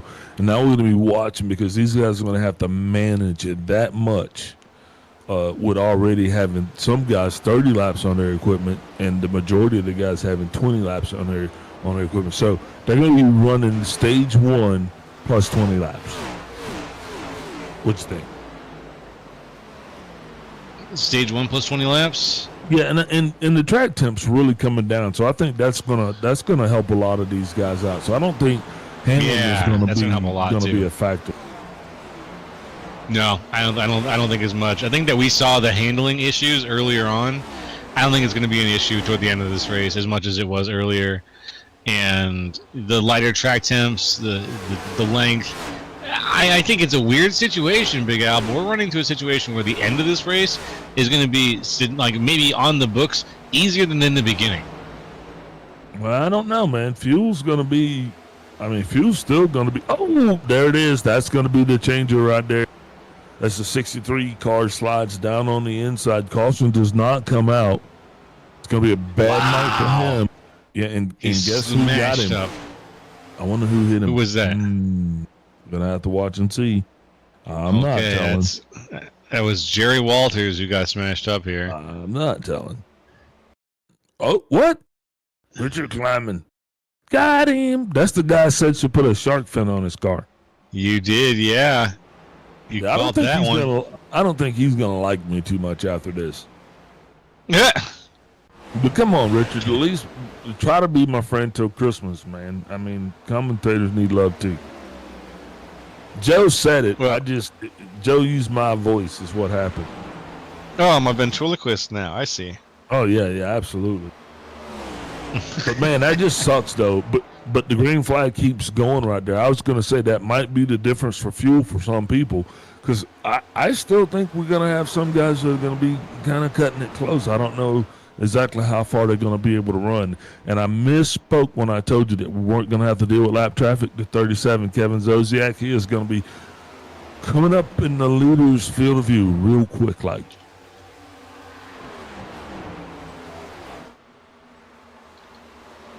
Where we go, got my view over on the pit stop still. I want to catch up with how things are going up here at the front. Oh, some contact for Signori. He's the leader. Oh, who did he contact? Not the leader. I'm looking at was that Van Scoik who had the contact there? Sorry, I had my camera locked on a different car for a second. I thought it was Sean Signori for a minute. I called the wrong car, but there was some heavy contact there, and somebody bounced off the wall. I think it was Van Scoik. Man, you had me worried there. Me too. I thought I was looking at Sean Signori. Oh, that's okay. It's just been a night. You know what I mean? Oh man, we all have them, and right now, you know, this has just been one of those nights. Right now, we're watching the 7 car. And he has got Tim Wortman Jr. followed by Mr. Van Scoik right behind him, but it just seems like these guys aren't racing hard. Does that make sense? It seems like they're just kind of taking a little bit too easy for me, and I don't know if that's just fuel conservation or what. But it's going to get more racy before this thing is over. I can tell you that. I can see that, Big Al. I can absolutely see that, and I'm with you. It could be a little more aggressive here and there. I'm seeing it. I'm not down there racing though, so I can't tell you like I'm not in the head of the racers. But there could be a little bit more, just a little bit more push and pull in some spots. Try to get a little closer.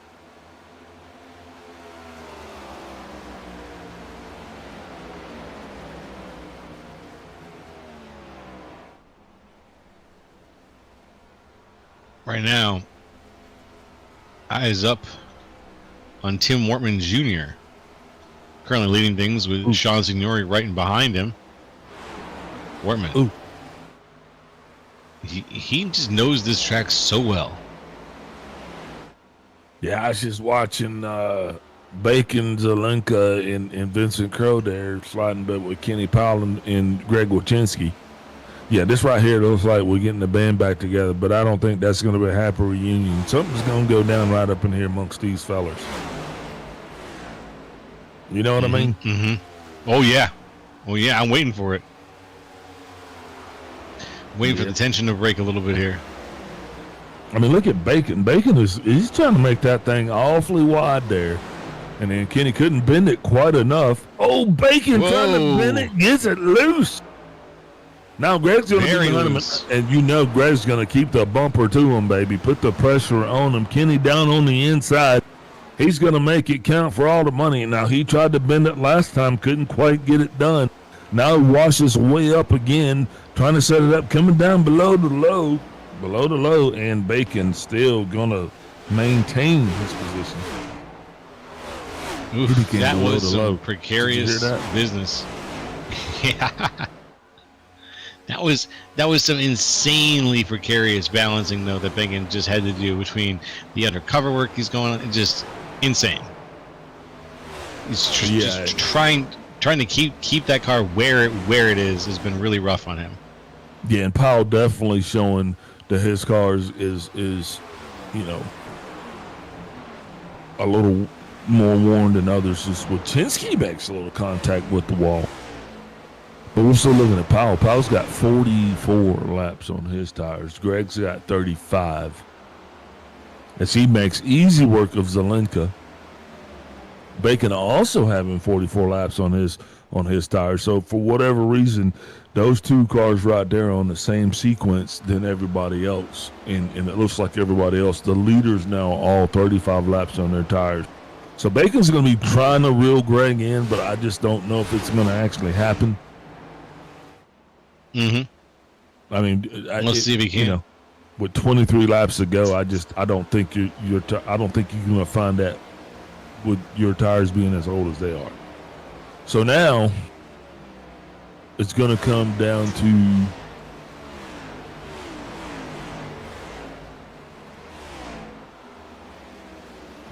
who do you think? Warman Jr. and Signori or Van Squig?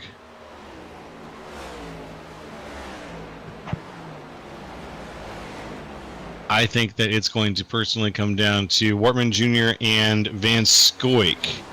Or Signori. I don't know. I just got a feeling that there might be one more yellow flag in here waiting to happen. I don't know. These guys should balance themselves out, and there should be no reason for them to be on top of each other. At this point, you know, everybody that was racing so hard, you can see that the field is kind of gapped all the way around. So short of somebody losing control, I don't think that'll be an issue. And doing the math, majority of the guys will be sitting right at 59 laps, which is far beneath the 65 that it calls. So I think we're going to take her home. You know what? I'll put my hat in that ring. I'll say that we're going to as well. I think it's a good guess. It's a good estimate. Yeah, barring some unforeseen travesty. Watching Greg Wachinski, though, he's still trying to make his way up to Vincent Crowe. Greg's going to be moving towards the inside. Crowe can definitely feel him, you know. He's been racing this car on the relative for a while. But Wachinski has just been reeling them in and reeling them in. Now he's here. And so the question is, you know, just having some 19 laps to go, does he make it easy on Greg, or does he just keep making that thing as wide as he can? Because every little bit is going, oh, there he is. He's out of the way. Wachinski continues. Wachinski now up in the 5th place. Oh, yeah, nope. Not just yet. But you're going to have a 3-way battle going on here between Crowe, Van Scoik, and Wachinski. It's lining itself up right now, folks, if you're joining us. Been a great race here so far. If you are just joining us, had quite a few lead changes, but right now Tim Wortman Jr. has it kind of, you know, in his pocket, watching this race right here take over for place, and this is going to be for what I believe will be 3rd place. So this is a race for the podium. Van Scoik right there is holding out with Crowe, and looks like Wachinski is actually going to move up into 3rd place. Way to go, Greg. If he can definitely keep doing what he's doing, that's 2 podiums in a row for Wachinski. But that means next week I'm going to have to pick this guy, you know. I mean, Greg's my dude.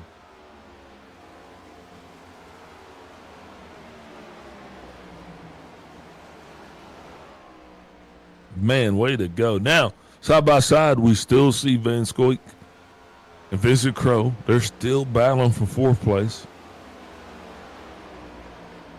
Further back, though, I think the story's just going to kind of stay the same. You got a lot of drivers back there.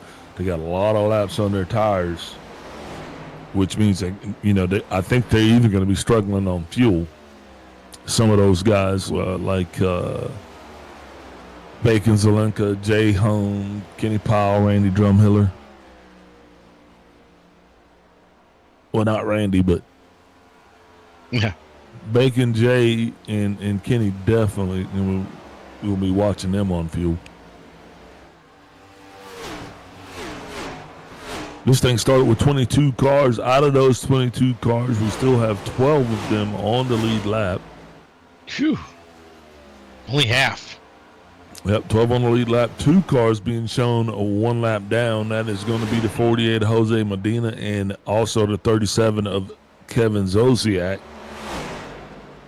After that, a lot of drivers will be shown scored out of the race. Your top 10, though, Tim Wortman Jr., Sean Signori, Greg Wachinski, Vincent Curl in 4th, Charles Van Scoik in 5th, 6th place, Bacon Zelenka, 7th place, Jay Hone, Kenny Powell in 8th, Randy Drumhiller 9th, 10th place, it's going to be Jeremy Clapper Newell, 11th place, Richard Kleiman and Paul Osen rounding out the top 12. Those are the cars that are scored on the lead lap.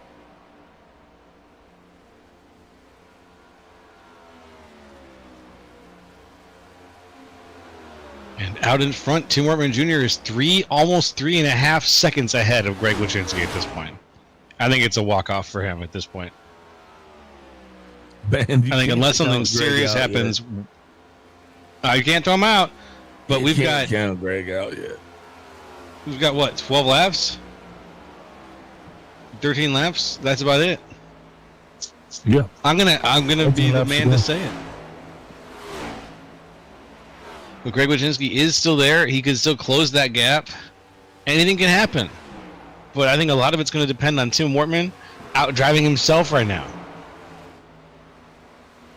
Indeed.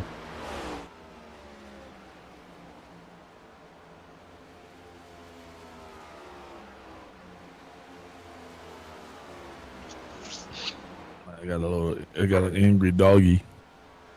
That's okay. I'm just looking up and down the line of cars here, trying to see if there's any other action worth covering right now on the field. But the field is very, very quiet. Very All the quiet. cars are just right out. I think it's kind of like I called it. I said we were going to get down to the end of this thing, and it was just going to kind of slowly roll on into the books. Craig's still slowly chipping away, but I agree with you. I don't think it's going to be enough. I think it's going to be a little too late. Yep, just a little bit too little, too late. Now he is chipping away, which to my surprise, I didn't think he was going to chip away as much as he actually did. If he keeps at this exact pace with no errors, he might be challenging for first by the time that we get there around to that moment. But I don't think that's going to happen anytime soon. I think you're on the same page as me here. Let's just hope that it all ends the way that it should. Yeah, 10 laps to go here. Yeah, whoever's supposed to go where ends up where they're supposed to be.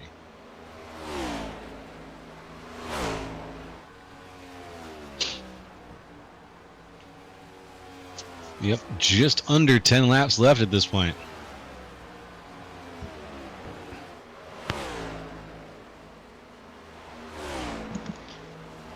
And folks, if you're joining us now, it's toward the end of this race. Thank you for tuning in. We hope you enjoy the climax of this ISCA Super Cup Series race from Kansas Speedway. If you've been watching the entire race so far, hey, it's been great to have you.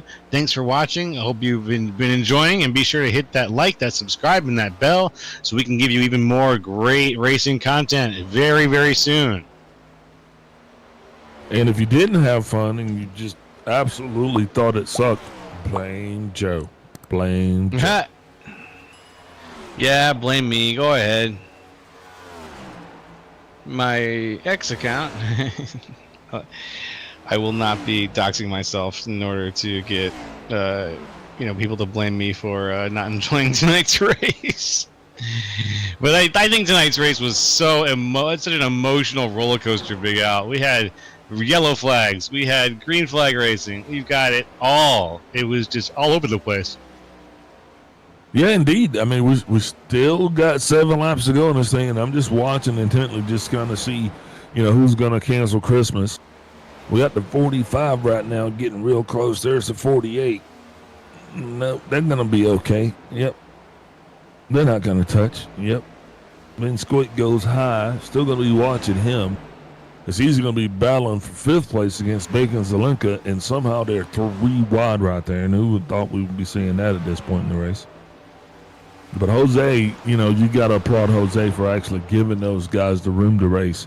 Him being a lap down, he could have pushed the issue, but instead he actually just kind of did the respectable thing there and kind of let these two go at it. And he's just, because passing them's not going to improve his position at all.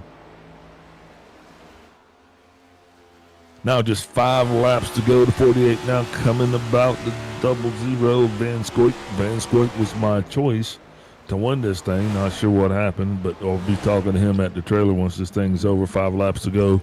Once again, Tim Wortman Jr., I mean, he is showing his way around, slowly going to make his way up into the 43. Probably won't catch him before it's over. Greg Wyszynski going to be hanging out just a second behind the leader. And that's the kind of second that's going to cost you just enough time. It's the kind of second that lingers. It just lingers and lingers and lingers, and you can't get rid of that second unless someone makes an error. And you're counting on the error to be a forced second gained, and it's just not going to happen when you're this far up in the race. You don't think we got the potential for a caution? I'm going to say no. I'm going to say that we are too spread out, and that no one is going to drive hard enough against themselves to cause a caution right now. That's my theory.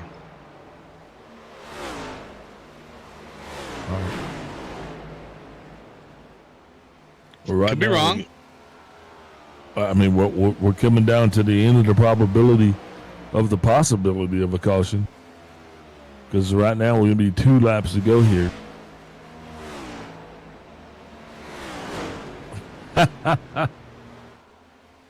That's my dude right there. Where's Little bit of driver chatter. It's just you just watch things and you think you've seen it all, and then you just take a closer look and you're like, wow. You know what I mean? Sometimes it's just like, wow. After that closer look, I know exactly what you mean. Yeah. Yeah. I'm not mad. Just wow. Just wow.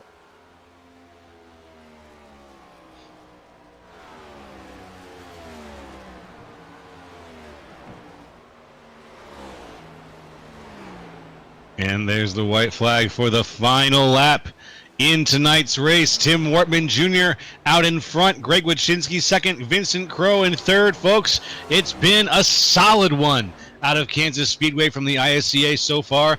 We're going to give you one more time around, one more good look at the 83 as Tim Wortman Jr. shows us all exactly how to win a race out here at Kansas. This is his second victory this week as he comes around, gets ready to go across the line and take it home for us here on the ISCA Super Cup Series.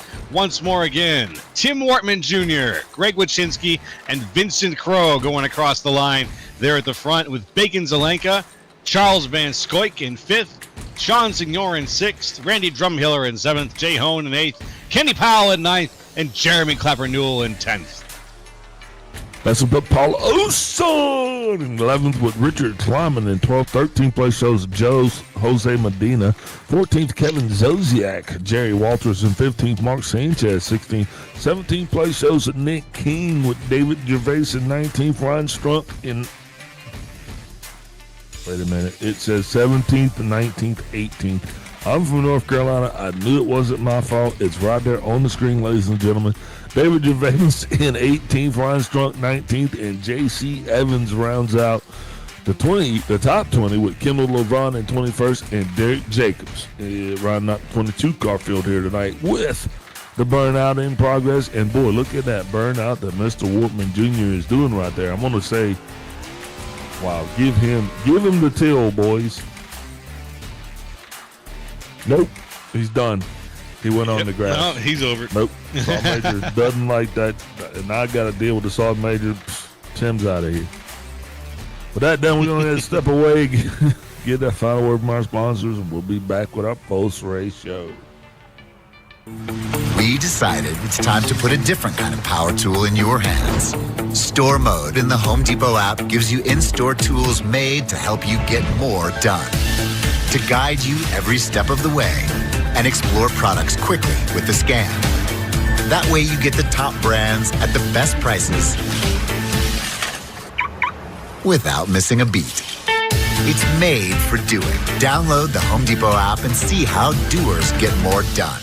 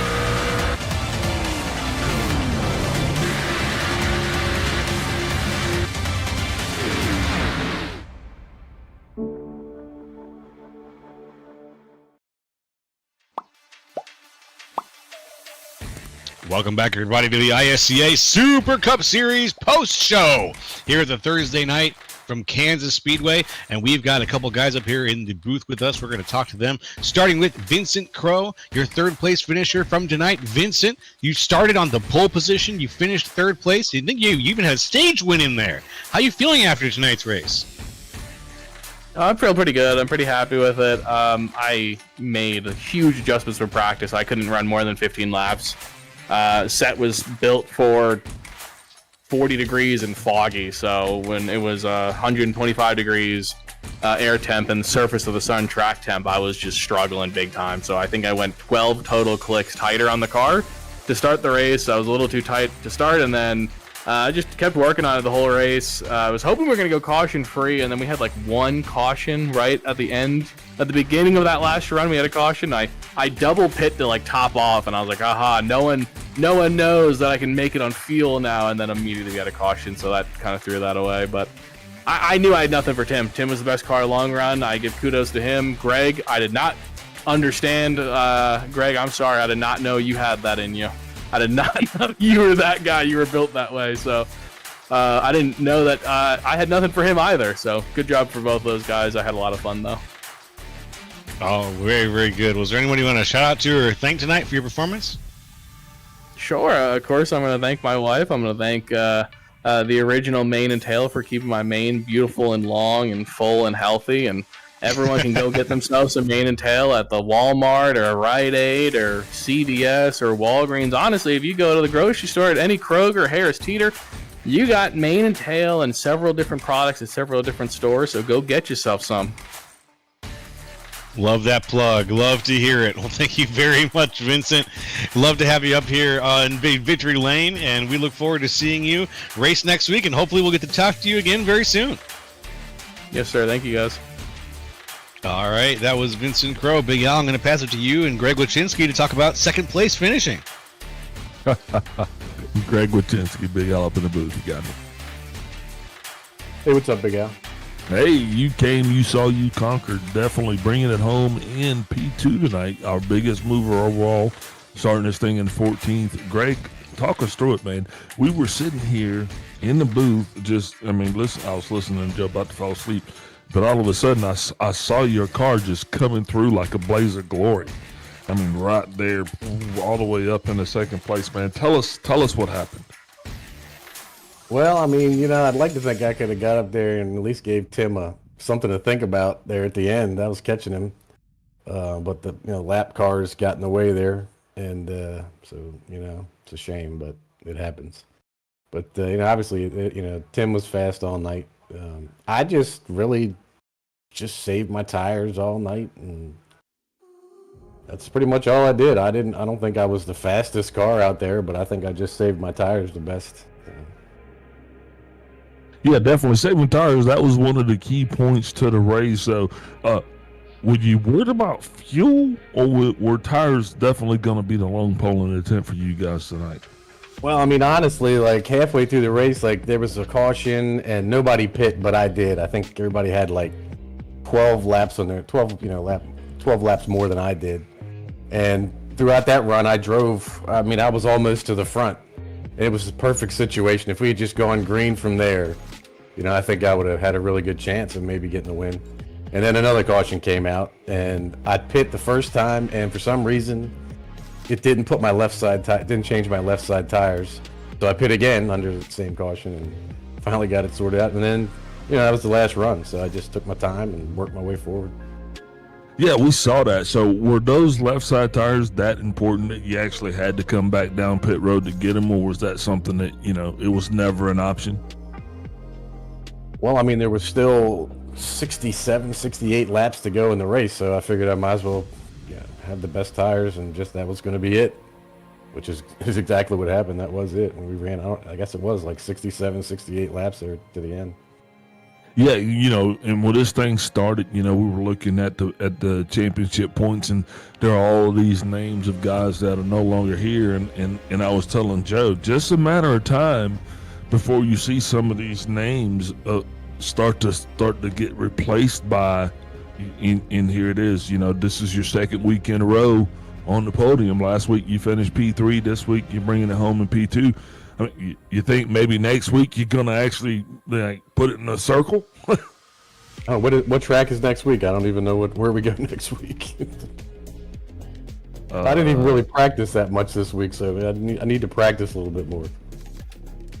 Also, you did, yeah. So next week we're headed to North Wilkesboro, so that's a little short track action going for you. Yeah, that's a fun one. I like that. Oh man, I think you got a shot at it, man. So speaking of a shot at it, who you shouting out here tonight for your second place finish? All my teammates over at Gas and Go Racing, of course. You guys in the booth do all the hard work. Congratulations to Tim on an excellent win there, and Vincent with a podium. And all the rest of the guys in the league. I mean, we had a few cautions, but overall, I thought the racing was pretty decent. Everybody seemed pretty respectful out there tonight, and all the fans. Indeed. Thank you very much, and congratulations for you, Greg, for bringing it home P2. Like I said, hopefully you'll bring it home next week and put it in a circle, but between now and then, don't party too hard. Thank you, sir. You take care. Roger that. That was Greg Wachinski, ladies and gentlemen, your second place finish. Back to you, Joe. Thank you very much, Big Al. Yeah, I'm going to pass it. I'm going to reach the microphone over and turn on the microphone for Tim Wortman Jr. Tim Wortman, can you hear us? Yeah, can you hear me? Yeah, we got to stop meeting like this, buddy. Oh, no, we got to keep meeting like this. I think this is the second time this week that we've met on Victory Lane, and you have put one away at Kansas. I think this is, so are you 2 for 2 this week, or how many times have you gone around? I just missed one at Texas last night. I left a set of tires in the pits, and somebody didn't, and the race went green, and I ended up with 84 laps on a set of tires at Texas, and because the guy that decided to take his last set ran it out, and he beat us all pretty bad because of that. But yeah, a first, a third, and a first, so pretty good week. But next Wednesday I get a chance to finish off, see if I can go do a three-peat for Kansas. So all right, I'm looking forward to hearing about the results of that. Are you looking forward to North Wilkesboro next week here with the ISCA? Yeah, I've done pretty good at North Wilkesboro in the past. I'm a decent short track racer. I haven't seen it's been a little minute since we've done some short track racing here on the ISCA, so I'm excited to see some of these drivers go around and pick some stuff up. You were my pick for tonight's race, actually, entirely based on your performance the other night in SSRL. I said, Tim Wharton Jr., I've seen him drive around here this time before. I've seen him do a few laps around Kansas. I got a feeling he's got to end him a second time. You proved me right, so I gotta say I appreciate that very, very much. That always, makes me feel good, but it should make you feel twice as good.